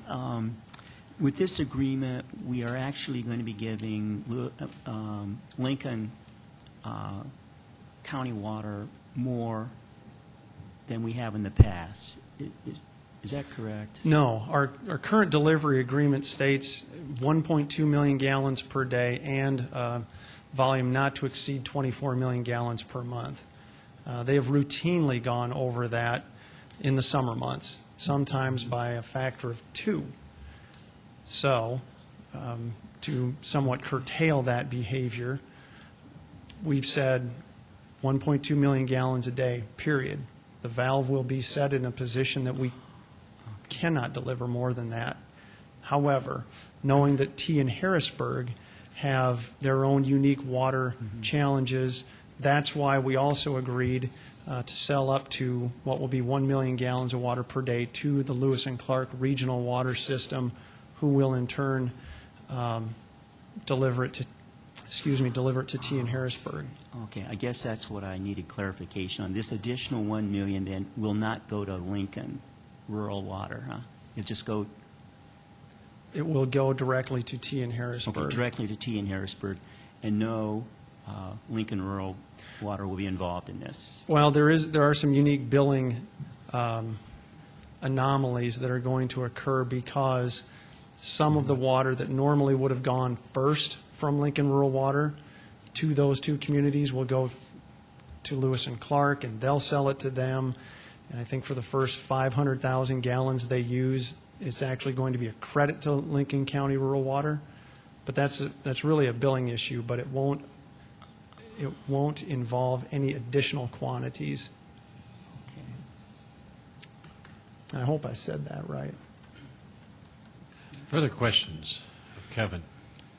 There is one more thing, Mayor. I'd like to point out that because the U.S. Department of Agriculture holds some of the debt for Lincoln County, there was one phrase, or part of a phrase that we left off the resolution that hopefully someone's in a position to rectify for us this evening. Well, we got that covered here, so when we get there, we'll take it. Other questions of Kevin? Joe? I don't have any questions. I guess I'd just like to make a comment. For at least 6 years, we've been talking about this. Even before that, I know it's been a topic of discussion, and I just want to thank the mayor's office and his staff, our legal department, Mr. Greenfield, and certainly you and your investment of time in representing the city and getting this agreement accomplished, because this is huge for this community. It's a step in the right direction for a long period of time, and for all those parties, and I'm sure I've missed some names. I just want to thank those people that put the time and effort to get this solved for not only ourselves, but for future generations. So thank you to all those people. Thank you. Thank you. Other comments? Others that wish to address the council on item number 26? Not. Is there a motion to approve? Move to approve. Brown moves, there a second? Second, Benninga. Bennigan seconds. Further motions? Mayor, I'd like to make an amendment to the motion, and I would like to add to the end of Section 2 the words, according to the terms and conditions set forth in such agreements. Okay, everybody understand that motion? Is there a Second the motion. Second, Bennigan seconded that motion. Everybody understands the motion? Seeing no discussion, all in favor of that motion will vote yes, those opposed vote no. Councilmember Staggers? Yes. Anderson? Yes. Benninga? Yes. Brown? Yes. Jamison? Yes. Knutson? Yes. Litz? Yes. All members present have voted. That motion is approved, 7 yes, 1 excuse. We're back to the main motion as amended.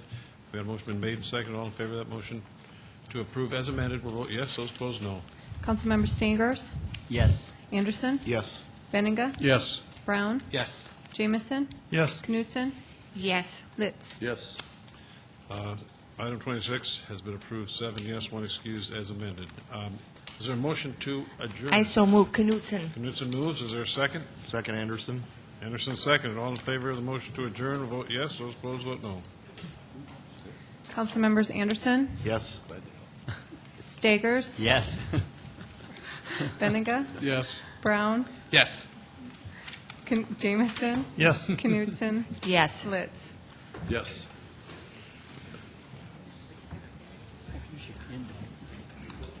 No, I can't.